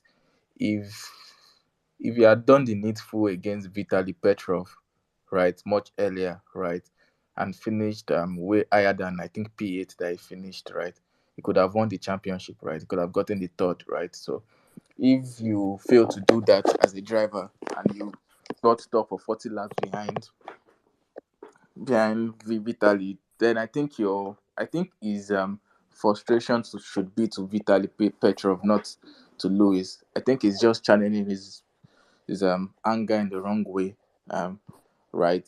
Which again, right, it makes sense, right? You would always look for like a soft target in which right, to stay relevant, right? We all know about how Skip Bayless targets LeBron James every time, and LeBron James never like reacts, right? I think it's the same thing how Alonso just feeds on Lewis, right? Which I feel for him, I think he should just, like everybody has said, just move on. Just move. If you don't want to move on, at least you can come and collect one championship. Just use that one, add to your 2 time, and feel alright for a while, then you return it back. But because I don't really know why. So just unnecessary, right? Even his statement that he released afterward was also unnecessary from him, right? You've already messed up. You don't need to clarify anything. clarification means that probably you knew you messed up with whatever thing you said earlier. It doesn't make sense. Okay. And sorry, let me even clarify. This is mess up number 2, or this in terms of Alonso, because this is the second time this season he's having a verbal war with Lewis, if I'm not mistaken. I think With this was himself, after. with It's a himself, one-sided war. with It's a himself. one-sided. No, Okay, with him. Lewis. Oh, with himself. Oh, sorry, with himself. Don't be offended, Yeah. please. Okay, so this time they'll give him. This time they'll give him. They will start. They will sign steering wheel and give him. The last time they gave him cap. This time they'll give him steering wheel. Anyways, Salim, please go ahead. Well, okay. I actually wanted to like add to the whole like Alonso shenanigans. Like, let's not forget that I think Lewis Hamilton is like the only driver in history that I know of that like would have won a world championship in his first season, his rookie season, his debut season, right? And so, like, talking about 7 world titles, like, to be objective, Hamilton actually should have had more than 7 world titles. If things might have gone the Thank way, you. thank you, Miss Catrock, he might have maybe 8, 9, 10, right? And like talking about, I think there is no driver in history that has ever won a world championship in a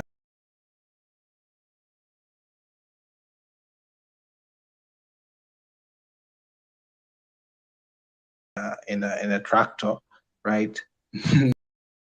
No, none. Like Schumacher had like the fastest car by a huge margin, right? Then like we have to remember like Hamilton has so much talent, right? The amount of tire management he's able to pull, like very few drivers on the grid like have that talent. Maybe Checo has like very great tire management. Like the amount of uh I think the amount of like wear on your mechanical components, they have a lot to do with your driving style. And that is why what's his name, the Scottish guy, I can't remember his name. He died in, oh man, what's his name? Jim Clark. Yes, Jim Clark. Thank you very much, man. Like that's why Jim Clark is. That's one of the reasons, at least, he's one of the most revered drivers in history, right? And like so much goes into it. Driver intelligence. To talk about fairness on track. Um, Schumacher is. I think I said this just yesterday, or yeah, I said this yesterday. I think like Schumacher was never a clean driver. Schumacher was someone that would take out his rivals, right? And for you to like develop the car, Talk you need things. to. Taught me things. Tell the truth and shame the devil. All right. Yeah, like the amount of feedback that you have to give the team to be consistently fast, to be consistently winning for almost a decade is not a joke. And like there's this bias that I think we all know, it's kind of racism, right? That they always try to downplay his achievements. Speak I the can truth, remember. preach the sermon. The racism, we see it all. Talk all. Thank you, Daniela. Right, I think during the interview after the qualifying, David Coulthard was asking Hamilton about like Another what he might. hater. Another hater in the background. Thank you. Yeah, he was asking Hamilton about what he had learnt from George Russell. Like honestly, I felt so disrespected for Hamilton because that was a very bullshit question. Like, how can you ask him that? So it's as so like I think that's one of the reasons why one of the journalists I have the most amount of respect for is Ted Kravitz, because he's one of the very few people that calls a speed a speed. And that So American woman that did the last two F1s, she's been good and very objective. yeah, yeah. Well, it's a start. So like I think it's like progression before journalists turn crazy. Like someone like what's his name? Oh man, why am I forgetting things today? The uh, Buxton, yeah, someone like Buxton, right?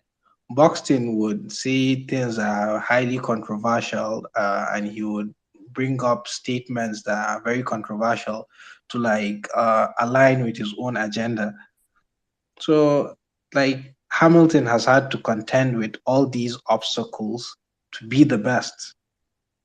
So, I mean, like, he, I honestly have so much respect for him for the way he tends to handle things because like he doesn't give any attention to the likes of Fernando and all the naysayers. Beginning of the season, people were saying he was finished, he was washed out, he was done. Like, well, history will be the judge. I yield the mic. Thank you very Mm. much. Thank you very much, Salim. Um, I think I just did some comparison, because sometimes when people make statements, sometimes it's always good to compare. Maybe they know what they are saying, or maybe they don't actually know what they are saying. So I was looking at Bottas's stats, looking at Alonso's stats, and looking at Hamilton's stats. Obviously, Hamilton has the best of stats. Um, so I just realized, okay, apart from Bottas has 10 wins, Alonso 32 wins. Fair enough. Bottas 20 pole positions, Alonso 22. Bottas 67 podiums, Alonso 98. You you look at it in terms of, will I say, in if you want to compare both drivers, there's no much difference in terms of stats, because the stats Bottas has, or what he has achieved over the years, are similar to the stats of the world champion. He just had the will I say had a better competition. So yeah, I think what Alonso said, obviously we know it's bullshitting, but if you look, if what I'm trying to say is that if the competition, Lewis having Bottas as a teammate, yes, Bottas wasn't the best, but Lewis was on a different level. He was the benchmark, and yeah, the results let's say show for it. Daniela, you want to go ahead? I just want to pick up on, I'm not sure if it was Salim who was talking about the racism that Lewis experienced in Formula One. You people remember that he came out a few months ago, or even recently in 2020, with everything that happened with the Black Lives Matter campaign. There was the race that was in Spain, I believe, which also Alonso, where the people came in blackface. So there was white people who had painted their face black paint. They said, "Oh, we are Hamilton's family," and nobody said anything. This was his first year in Formula One, right? The N word was floating up and down this park up. Lewis, he's so, people are lucky that Lewis is a gentleman. He doesn't believe in all these things. If he had come to expose them, you can only imagine the amount of things that, look at Kelly Piquet's father. So another old relic who is also talking. Look at Christian Horner. He will come. Another They old paint. useless man. Can you imagine? Yeah. Look at Benny Einstein. Somebody was wishing him happy birthday. Oh, him. They get up, they say racist things. They bait people. Christian Ronaldo will go there. Oh, aggressive. Louis aggressive black man, aggressive. And then people will go and believe in monkey emojis and clown emojis and the N word in Lewis's comments. They'll never say anything. Even Yuki Tsunoda in their own family team, racism will happen to him. But let somebody say something about their engineer. Oh, please, we protect engineer. Oh, please, no bullying, no bullying, no bullying of Kelly. No, I'm like, sorry, you Paul is very unfair, and that's something that Formula One they'll come. Oh, we race as one, we race as one. But when it comes in actuality, there is so much racism. And even Lewis himself, one of the main reasons why he wants to stay in the sports is like, oh, I've managed to bring up this point about inclusion and diversity and representation. I have to stay here. That's what he actually said in the interview. I have to stay here to make sure it gets done, because he knows that he's one of the major reasons. There is no, apart from one guy who went to do a test, when we talk about people who were actually Formula One drivers in Formula One, as in that they had a seat and a place, he's the only one since 1950, the only one, him by himself. It must be very lonely. So I definitely think that all the other teams should, and Alonso should be careful about how he speaks about Lewis, because clearly it will come off as anti-blackness, it will come off as you being racist. And when people say it, they're not just pulling it out of thin air. This amount of targeting, you know that you can do it.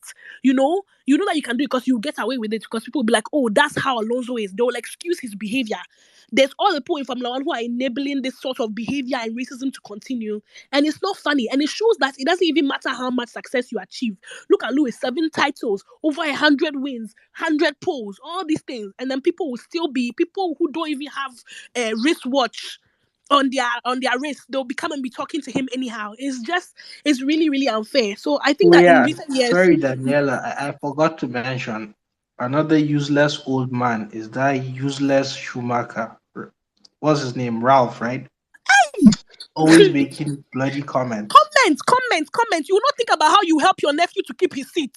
You are just here running your mouth. Cha cha cha cha cha. People with one world championship from Like a 1990 rat on something. the highway. Yappa, Can you yappa, imagine? yappa. Shut up. Just they need to just close their mouth. It's so shocking to me. And you know what? It makes it really annoying. And obviously we are becoming more aware of it. Paul Di Resta, he's another one. He was calling Max a world champion before he was a world champion, saying all these shady things about Lewis. Oh, obviously Lewis. When Lewis was dominating, people were like, oh, Formula One is boring. But now, oh, Max, we look forward to the domination of Max. We look forward, and then people were like, oh, he needs to win because he's our great white hope. And people were actually, and nobody was reporting. People were pretending as if they cannot see. Hey, it's very disheartening and very sad, and it's getting old. And obviously with Formula One now that is spreading out, like a few years ago, you could never have a platform like this of people who were people of color interested in Formula One. Lewis has done so much for the sport in terms of bringing a new audience, a new diverse audience, people who are there to support him. He's pulled people from all across the place, not just people who are black, but people who are people of color. Look at the way Brazil has just accepted him and collected him and been like, and even when that whole thing happened with Piquet, they were like, no, this is unacceptable. It shouldn't be done. Formula One should also be given that energy. And Christian Horner definitely he definitely needs a reprimand, because he has said some very, very sketchy things and enabled some very sketchy behavior. And then when the Red Bull fans do it, oh, they are not our fans. Whose fans are they? Yeah, so definitely the racism from Iran is a big issue and he needs to fix it. And Alonso should apologize to Lewis. He should carry that his big mouth, that he opened all the 48 teeth in his mouth to talk. He should use those same 48 teeth to go and apologize to Lewis and say he's sorry. Because that kind of coming online to come and say, oh, I didn't mean it. It's the same as Kelly Piquet's father being Nelson Piquet saying, oh, this word doesn't mean the N word in where I'm from. It's a very flimsy excuse. So that's my thoughts on it. But yeah, please let's keep Lewis in our prayers, because he's probably the pressure is getting worse. Okay, please let's hear from Akasu, please. Then Miss Catra.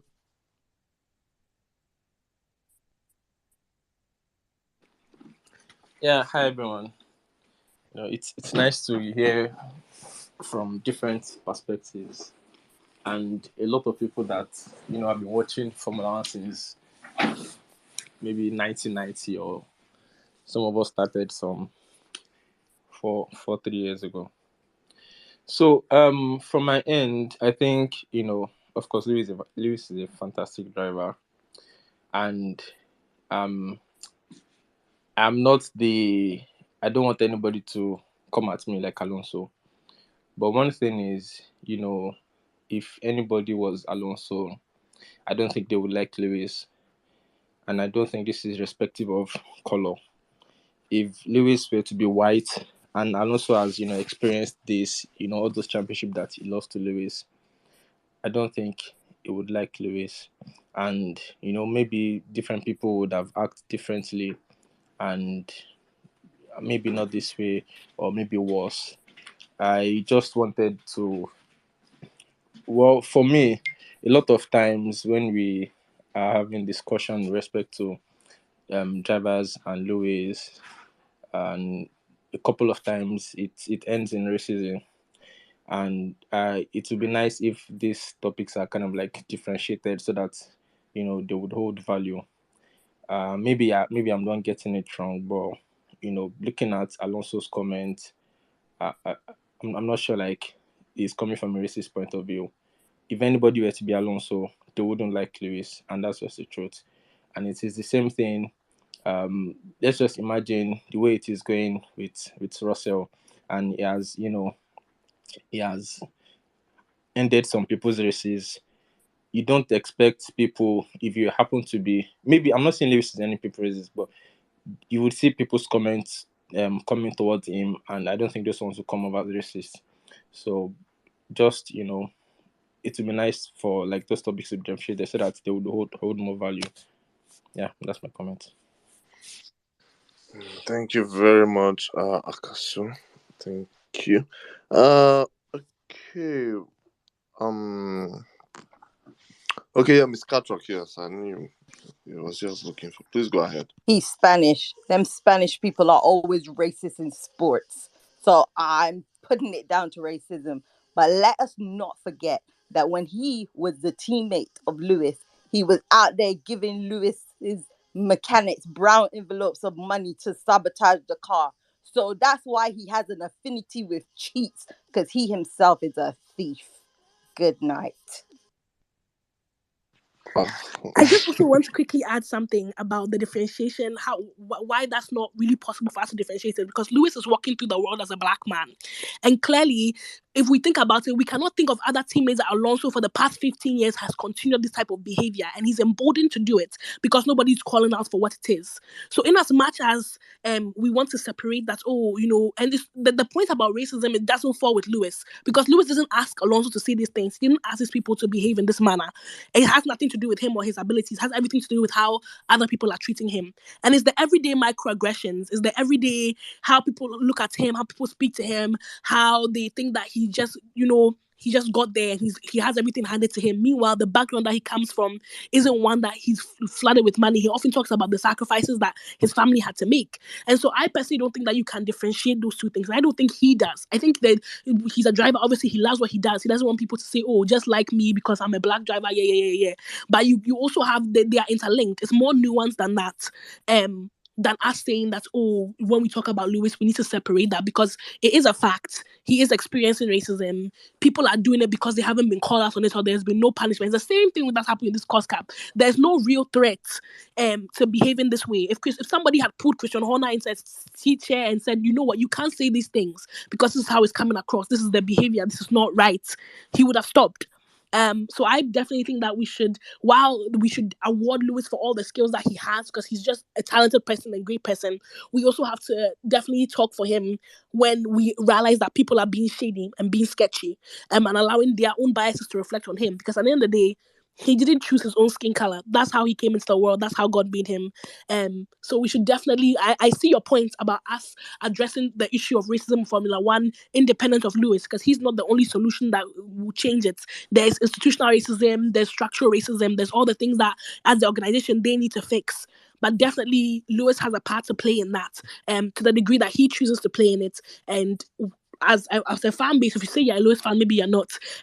But we should definitely be able to clock that. Nah, this is not right. This is not appropriate. That's just my thoughts. But yeah, I can see that some of the points that you made are also valid. Thank you very much. Yeah, like, can I add quickly? Sorry, Bemi, I think you should be Okay, next. yeah, But okay, quickly. Please hold on. yeah, okay. Like talking about Alonso, like his actions, he might not actively be like racist, but I mean, like for me, the media, like the journalists, like they have very Unconscious shady, bias very. is the word you're looking Oh, for. all right, all right, right. Because okay, take for instance, like Hamilton was knighted, right? He was knighted last year, right? So how many people actually genuinely call him Sir Hamilton? Not once, not once. But like how many times you hear the likes of Jackie Stewart? Every single time. They never call him like Stewart or Jackie or no, it's there's always a sir. So like it's these little things that like they compound, and it's discrimination.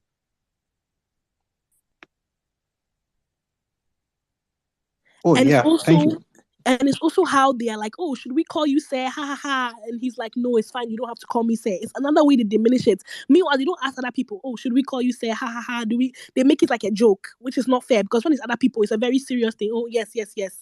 So I agree with Salim. Sorry.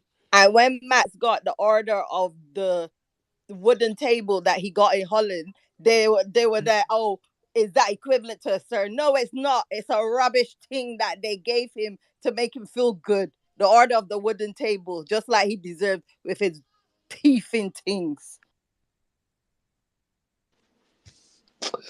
Oh Lord. Oh God. Maybe please go ahead.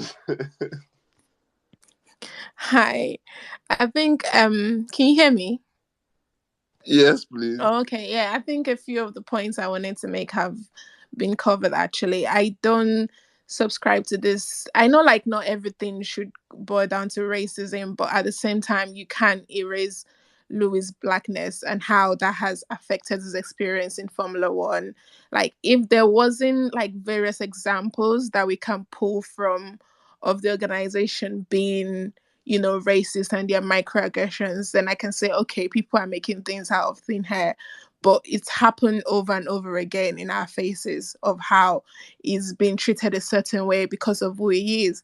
And I mean, he's a 7-time world champion. I don't know any 7-time like anything in other sport that gets disrespected the way he does and being compared to like, people that are not even up to his level or even halfway done what he has done. And Alonso, me, I don't even take that man seriously. Honestly, everything that comes out of his mouth is just rubbish. I just tune him out. I don't listen to him because like somebody else said, I would be paying too if someone younger than me that came to the sport after I did has broken all this record and I'm still there with my 2 world championship just hanging on there for how old is he now? Like this man should be planning his retirement plan and I don't know, going somewhere and have a nice life. So I will be paying too. So I get it. But the reason why it's important to say all the things it says is because it knows that there are all these people in Formula One that echoes, this belief because oh yeah, Lewis is title are easy, is this and that are easy. I mean, who was Max fighting this year?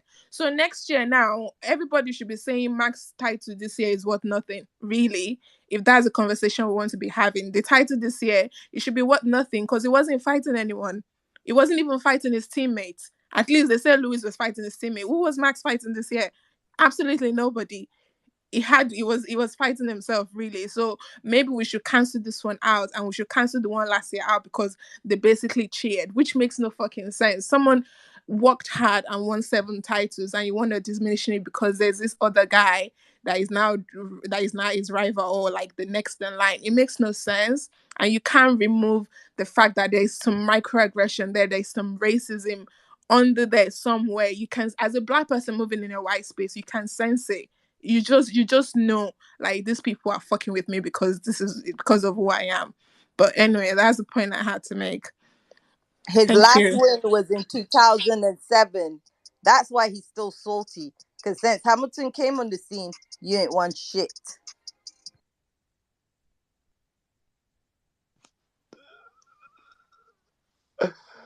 Oh God. Look, man, please go ahead. Thank you for waiting. Yeah, thank you. Really enjoying this. Just wanted to address that Alonso, and I think most people have almost expressed some of the things I wanted to say. But I think Alonso is going to die of enviness. That's all that is killing him.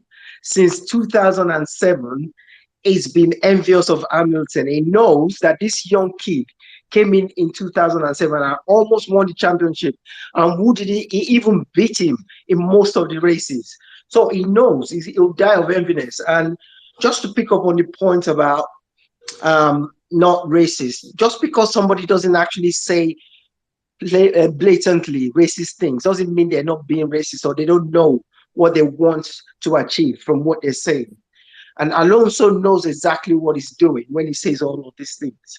So, and he knows that the media, the F1 media, are not necessarily signing up to Hamilton because they don't want a black man to beat Because Max they're Verstappen. racist too, like him. Exactly. And really, why do you think Abu Dhabi happened last year? It happened for a reason. It happened because they don't want him to be the 8-time world champion. But I mean, Hamilton is bigger than that. I'm not surprised with all of this stuff. So when people say it doesn't mean this, it doesn't mean that, they mean what they're doing. They know exactly what they're doing. And so I'm not surprised. And we're not going to let them get away with it. I'm always going to get on their case on that Twitter to make sure they can hear me loud and clear. Hamilton is so talented, and Alonso is completely lost. And he ain't gonna win any more championship, so he can forget it. But I mean, that's all I want to say. I mean, I just think he's undercover when he makes all of these comments. Thank you very much, Lukman. Okay. Yeah. Still on let's say still on Alonso Alpine. Um, Sometimes it's just very unfortunate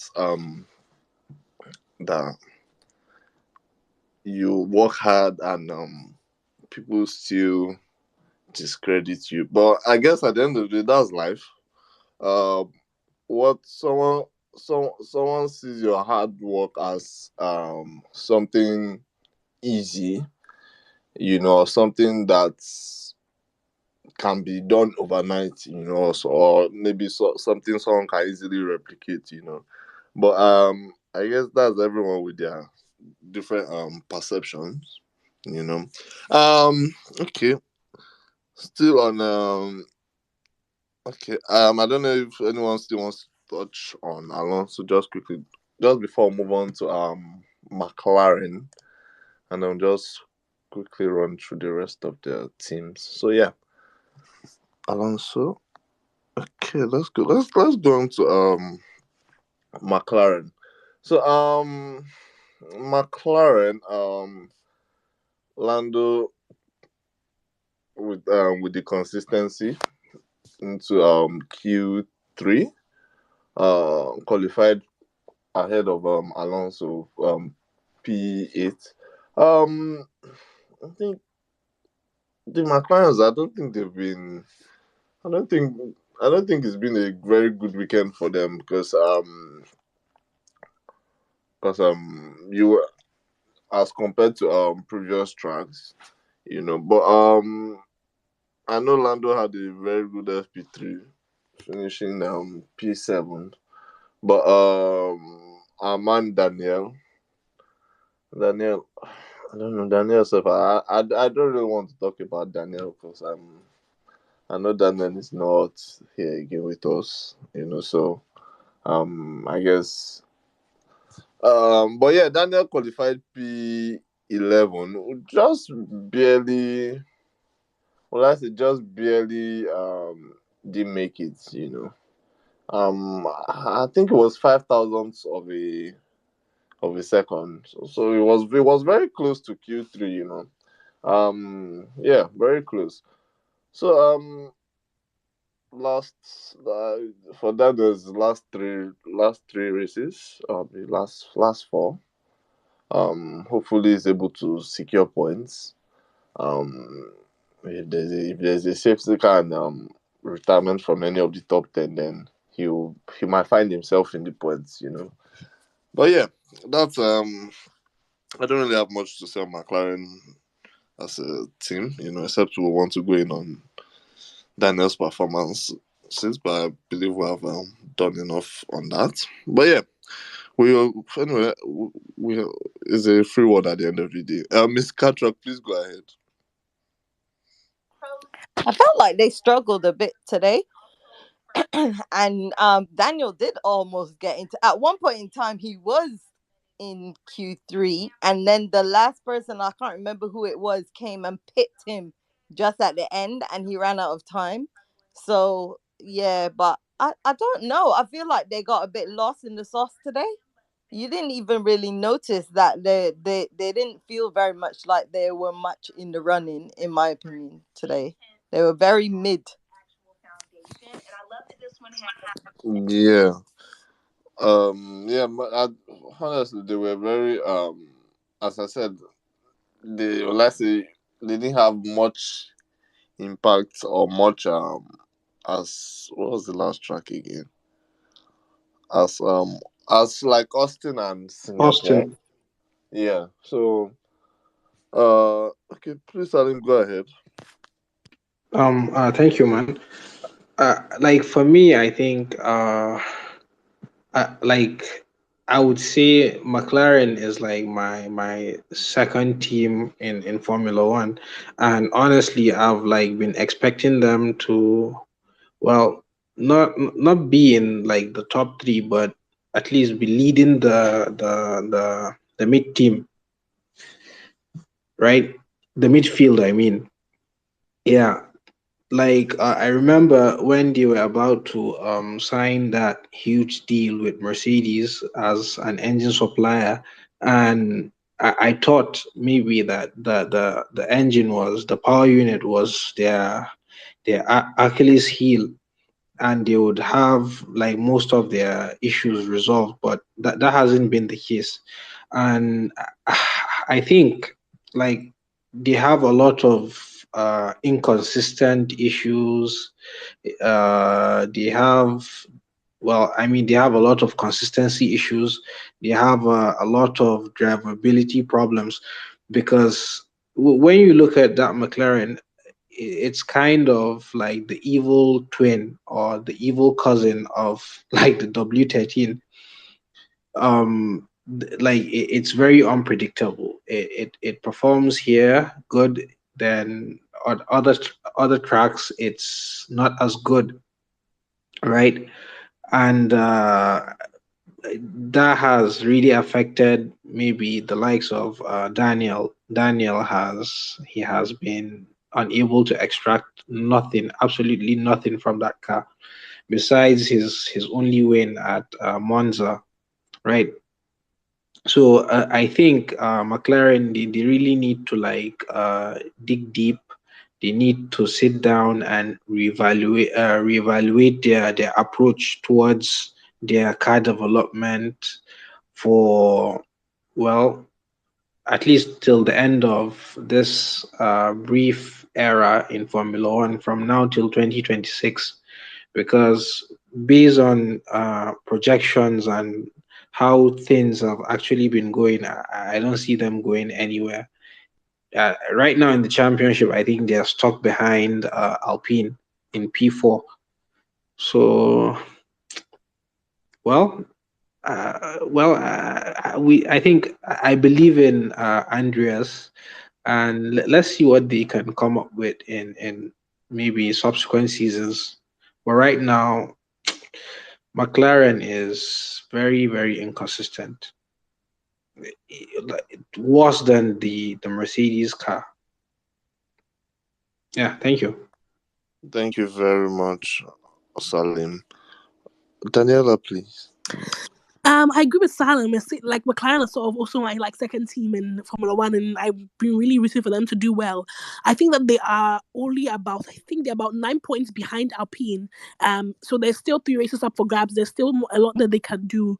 I think for tomorrow, Daniel's plan, I don't know what's happening. Don't know what's happening with the destiny of this team. Whether people have thrown it into the lagoon or what has happened, but he needs to quickly clear those two Alpine. So that's where that main battle is. So it will be an interesting thing to see how that plays, what the strategy for those two things. The undercut might work to get him ahead, so they can just bring him in front of what happens of Ocon, and maybe him and Lando can push forward and maybe even catch up to Bottas if the Ferraris overtake Bottas, and to get more points up there. Because also even though Alfa Romeo is out of the running, it's not the that's their next competitor after Alpine. Those sort of three teams in the mid team. I think as a team, McLaren, when you are fighting for best of the rest, what you can't really have the like first driver, second driver kind of thing. Both your cars need to be showing up week in, week out. So I think that in terms of the composition of the car in their, when they think about the design of the car or what they need to do, they need to definitely have both drivers more in mind.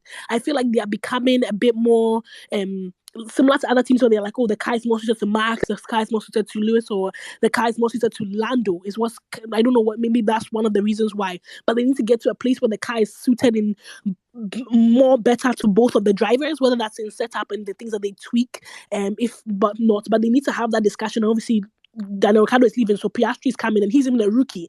So it's far, far more important for next season that they think about how they can make a car so consistently, at least, if we are thinking best for the rest, and they should be there.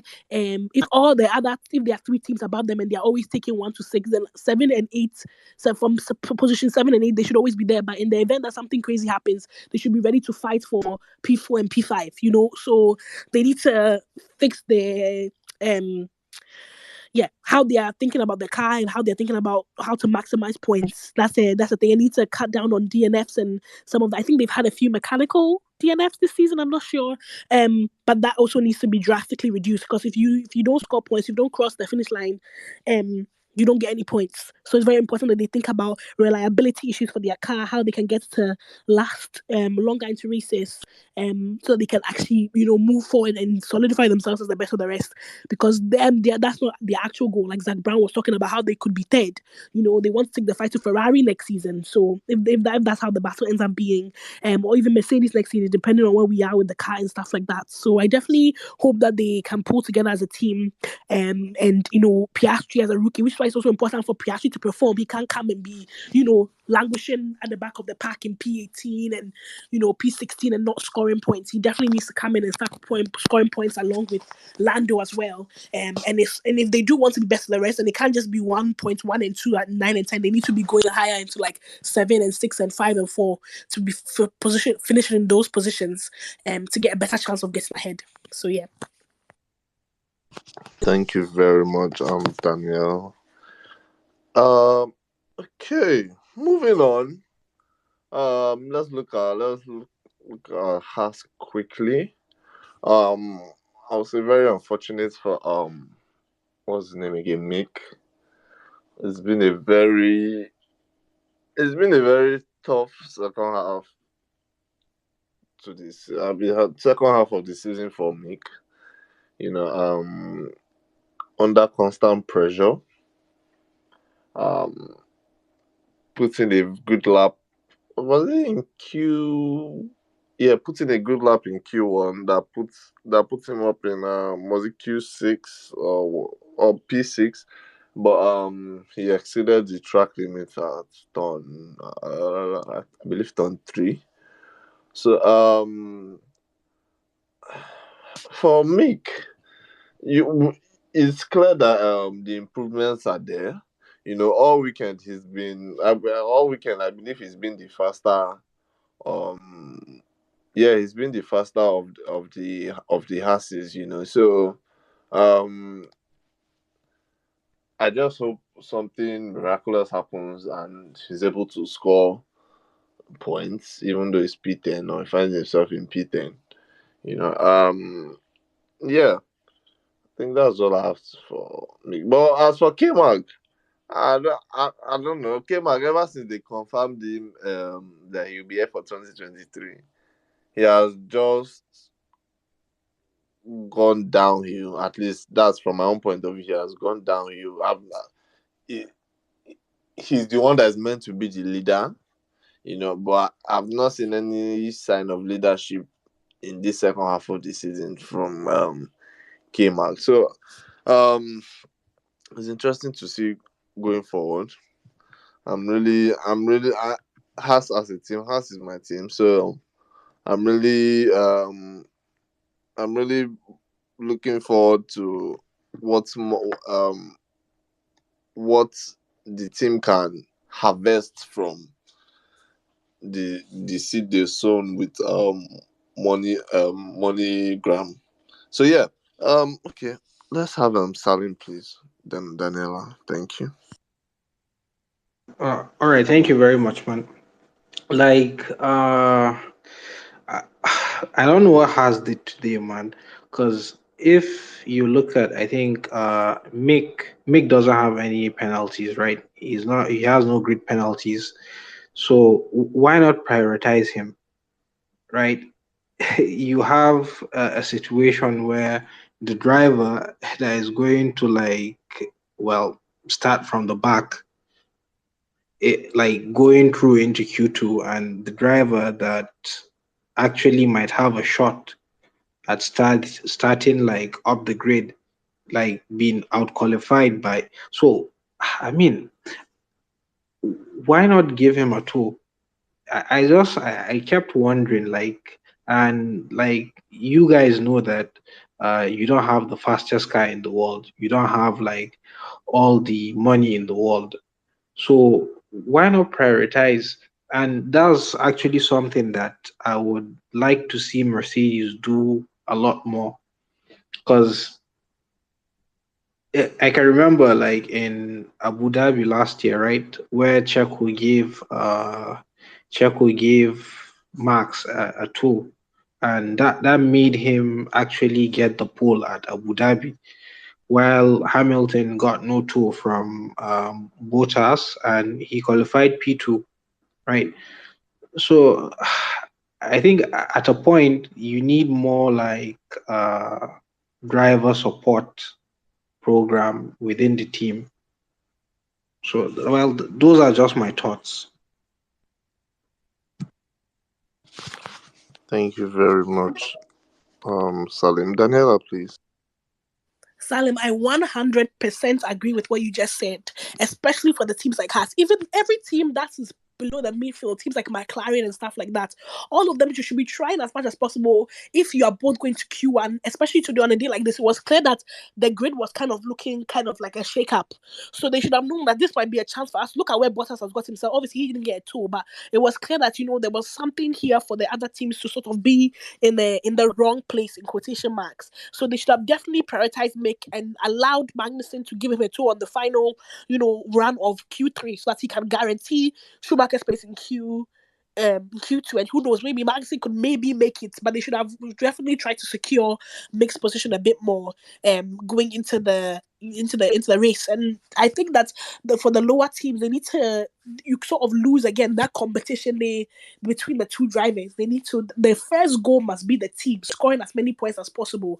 You saw it last year with Latifi and Russell, where Russell was like, if you need to compromise my race or whatever to make sure that Latifi gets these 2 1 points, do it. Because for the lower teams, that extra money means so much, means a lot to them. So they should definitely have invested more in Schumacher being there. I think Kevin Magnussen can't claim that he's the first driver at Haas just yet. He definitely has more experience than Bacon. That's great, but he hasn't done anything. He sort of galvanized the team. Or really, I think like George Russell last year was much more of a leader at Williams. He sort of galvanized the team and the engineers, and pushing it every week to try and be in position where he wasn't meant to be. So I feel like we need either that, and maybe that might actually be one of the things that maybe helps make, if he can step into that role, because obviously he has his father's spirit and essence. If he could sort of, step into that role, think about, the team, be focused on investing in the team. If he can show that he wants a greater commitment to have, at least, so he can survive this season into next season as well. Maybe that'll be a way that he can, come in. But they definitely need to start thinking about tools and being way more tactical. And I feel like if they had thought about, I feel like because they think they're a lower team, the idea of tactics don't really come into their mind. But they need to remember that they are competing with Williams, they're competing with AlphaTauri, Alfa Romeo, all those teams in like the lower half of the grid. They need to think more tactically and be.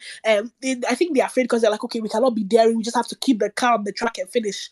But keeping the car on the track and finishing in P 18 and 19. Yes, we don't want you to crash and not score any points, but they have to be smart. When there's obvious tactical advantages, they definitely need to take more of it. And I'm just keeping good time in my prayers, because honestly, when he came up on the screen on Sky Sports, he just looked so demoralized. So we just really need to keep him in our prayers, and he's making a very big decision as to whether to keep Mick or not, or to go in a different direction. And it's not one that I think he'll take lightly, because obviously he's thinking about people's jobs, and the team needs to develop. They need to at least, get to a place where like be like an Alfa Romeo or be an AlphaTauri. That should be the goal for next season. So they need to start, looking at those teams and see what they do, and see if they can, use more of these tools and tricks and stuff to at least get ahead, so they can build it up for the next following seasons. Yeah. Thank you very much, Daniela. Mary, do you want to go ahead?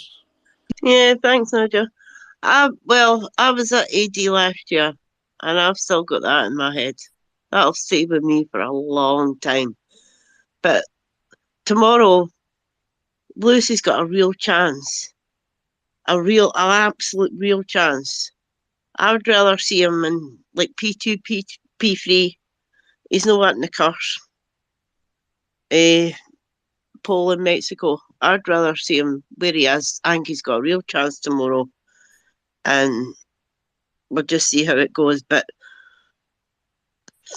I'm still trying to get out of this pathetic cost cap crap. That was an insult. I mean, it wasn't even a penalty, really. It wasn't even a slap in the wrist, to be fair. It was nothing. They'll get that back in merchandise. So what was the point? The FIA still covering Red Bull? Because if Mercedes or any other team or McLaren had done that, I'm damn sure they would have got the strongest penalty they could. But the FIA just might as well put a headstone up. FIA gone, dead, because they're killing it. I thought it was bad under Bernie and Max Mosley, but this takes a biscuit. They can't even stick to their own rules. 1 week it's like that, and then next week it's like, oh no, it's something else. No, we didn't mean that. Because last week in the race, Max went off at turn 20, and he went off at turn 9. Nothing happened to him. Nothing. So if they've got rules, they need to stick to the rules and not just decide when they want to enforce the rules. That's what I would like to see, because otherwise FIA is just going to probably, it's actually the same as FIFA. It's the most corrupt sport, probably the equal with FIFA. And it's been like that for years. I just want to see fair racing, and that's it. Thanks, Aja. Thank you very much, Mary. Thank you. Okay, yeah, let's hear from Lukman, please. Thank you. First of all, I should say, Mary, kudos. Every time I hear you talk in any of these spaces, I always feel like you're talking for me, because that's exactly how I feel. I've never got over AD last year, and everything you said is exactly my feelings. But just to move on back to the Haas team, I think Haas team actually are not matured in terms of strategy. I don't think they understand yet what they should or should not be doing. Because I think somebody that spoke earlier, I think this Katz, sorry, I can't see the full name for that, really explained everything. The only person that had a chance of going forward, they didn't do any strategy to bring it forward. And it got knocked out. And my feeling is that they're done with Schumacher anyway. I think they just don't want him anymore, so they don't really care. Although they should really be thinking about the strategy for the team rather than the driver. And finally, K-Mag. I don't think K-Mag is a leader. I think he's a good driver, but I don't think he's a leader like that. So I think Haas has got a lot of thinking to do. I think they've got a long way. They need to be matured in terms of the way they deliver their strategy. Otherwise, they're going to remain in the same position regardless of which season. And that's it, really. Thank you very much, Lukman. Makasu, please. Okay, so mine is a question with respect to a team having a leader. So, I understand like team strategy, but I'm not understanding like the role that a leader is. An example would be, the teams that have Ferrari, Mercedes, and Red Bull. There's team strategy, but I don't think there is a leader, or maybe like I don't understand that. But I understand the team strategy, but Mark being a leader or being not being a leader, I think if a driver drives very well and he and his partner plays good team, everything will be fine. But I don't know if anyone can speak to the other part. Okay. I think in Formula One, basically, but I say it's more of the person that one has the most experience or has achieved the most on track. So if you look at a situation like okay, you say Red Bull, uh okay, yeah. So also it doesn't necessarily mean or rather mean leader in terms of leading the team, but I would say when I would say it's more like who is performing better out of the two drivers and who is on top out of um both drivers. So if you look at a situation like Red Bull, as you said, you have Max, who obviously most of the attention is focused on Max, but I'm not sure. You could call Max a team leader, but I won't personally call him a team leader.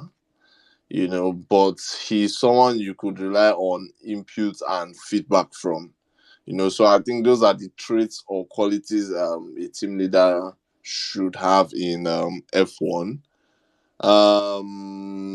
In the case of Lando and Daniel Ricciardo, like McLaren, um, obviously Lando is the driver that is performing better of the two, and then he's able to, will I say, bring in reasonable and reliable feedback to the team. So you could say he's carrying the team, but leading the team, I don't know. It's quite tricky though. But yeah, Mary, do you want to go ahead? Then Lukman, please. Well, it was Luke before me, Nadia, so if he wants to go, he can go. I can wait. Yeah, Okay, just Lukman. very quickly, I just wanted to add to the leader. The leader. The reason I said leader, well, if you look like at somebody like Lewis Hamilton, for example, even Max, they actually not just about driving. They actually contribute to what I call maybe a bit of strategy. And even the tractor we had as W13, the amount of experiments that Lewis has done to drag it to the point it's at the moment, that's the behavior of a leader. Somebody who wants to see the team progress. So it's not just obviously he wants to win, but he also wants the team to win. So it's not just about what we're going to achieve today, it's about what we're going to achieve in the future. And people like Hamilton has that trait. Even people like Max sometimes has that trait. And so even Alonso, even though I don't like him, he also has that trait. So you have, even though there's a bit of experience that goes with that, but K-Mag is had his experience is an experienced driver, but he actually doesn't really show that kind of behavior. It doesn't show that trait at all. So when being a leader as a driver is a special thing to have, and probably takes a bit of experience. But also you can tell when people are really willing for the team to win in terms of the strategy, the tire strategy, the way the car drives, they contribute to that. Even Nando does that sometimes. So that's it. That's my definition of what a leader is in the team. Thank you very much, Lukman. Mary, do you want to go ahead, please? Yeah, thanks. Well, the thing I get is if Max or Newey wasn't at Red Bull, there would be no Red Bull. The Red Bull would be dead in the water. I wanted to ask you something, and this is just my personal opinion. You know how Audi's coming into the sport? I think it's 2026.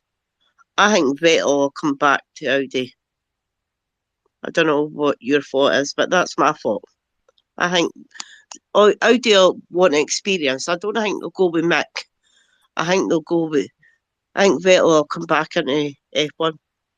What's your thoughts? Well, on Vettel, I would say Vettel it's kind of a difficult one because when you look at an individual like Vettel, he seems to be a very principled person. So I believe if he says he's retiring, I believe he's hanging up his helmet, and this season might be the last, but who knows? It might just be like when Mercedes came back into F1, and then was Schumacher did go. So yeah, who knows? But I'll say let's see and watch as some things unfold. So yeah. Yeah, because I think it's sad. Because I mean, give Danny Rick a car and he can drive it. Because I think it's sad for like F1 to lose like Danny Rick. Because I think he's still a good driver in my opinion. Who, Danny Rick? Yeah. Oh, okay. Yeah, yeah. Danny Rick is a good driver, but I would say at this time, he's well, I say his best is not good enough. But at the end of the day, we can never say what happens because um I'm not sure Danny anyone would has have no thought love that. in this room, Mary. They don't like him. I'm the only Danny lover up in here. Yeah, I know this, Kat. I know. They I know. they try to be nice to you because you're new, but they don't like him. Oh, They don't rate him. I just see how it is, this cat. You know me. I just see it how it is. Anyways, thank you very much. Okay, yeah. Moving on. Just quickly, just before round up. Alfa Romero. Of Bottas. So Bottas had a very good lap in Q3 that put him in P6. I believe this is his first Q3 in a long while. I've lost. I can't remember when last Bottas was in Q3, but but I'm not sure if he has been in Q3 this second half of the season, if I'm not mistaken. But yeah, well, let's say it's good to see him back up there. He shows that. I think it was yesterday we were talking about Bottas, and some of us were, let's say, slandering him, but I'm sure probably he listened to us, as I said, and he took that into consideration. So yeah, it's good to see him back up, and let's see if he's able to secure points tomorrow, which is the most important thing. For Joe, nothing. Sorry, for Joe. Yeah, Joe? Yeah, P12. So Joe, I think Joe. One thing about Joe is he just tries his best, and then his best is always good enough for the situation his team have found themselves in. So that's all I can say on Joe. So he's trying his best, and he's not crashing the car, which is a plus. Rookie season done excellently well. You know, sometimes I was qualified the 5 times constructors champion. So he's done excellently well overall in his rookie season, and let's see what happens tomorrow. in the race. Yeah. Okay, Miss Catrock, you want to go ahead? Then I'm Salim. Bottas is racing like they promised him a bonus. It's like he's woken up and said, "Hello, there's money at the end of the F1 rainbow." Because I don't know what happened today. I was so confused. I said, "Is that Bottas? Bottas, is that you?" At one point in time, in the top five, I said, "Hey, what is going on? Hey, well done, Bottas. You guys landed him today." This cat, what do you think about Bottas's hair? Oh my God, is he doing a battle? Oh my goodness. um, Salim, please go ahead. All right, but like I think if you look at the performance of Alfa Romeo, they've they had a dip, I think, after the first few races of the season. I think if you look at their performance, they had like very little increment in terms of championship points in the second half, if I'm correct, I think, right? Yes. Somebody, am I correct? Yes, please. All right, thank you very much. Yeah. So, I don't think really it's kind of been a Botas problem, but well, of course, there has to be some elements of like Botas in there, but like I think the team was in terms of like their development, their ability to make the car really work. They haven't been that consistent until well recently. So, but I'm just hoping from now till like the end of the season, the last, well, the last three races, if you include Mexico, um, let's see what they can do. Would they be able to beat Aston Martin in the championship standings? Because Aston Martin, I think they're just like Aston Martin is trailing them by just 3 points. So let's see how that plays out. Yeah, thank you. Thank you very much, Salim. Okay. Um. Well, yes. Is I guess to the other small teams. We'll pick them up tomorrow after the Grand Prix. Thank you all for joining us this evening. Hope to be back again later in the day for or after the Grand Prix. Yeah. Speak to you all All later. right. Thank you as always, man. Thank you. Thank you so much, and thank you to you guys as well. Every one of you. Have a good evening. Have a good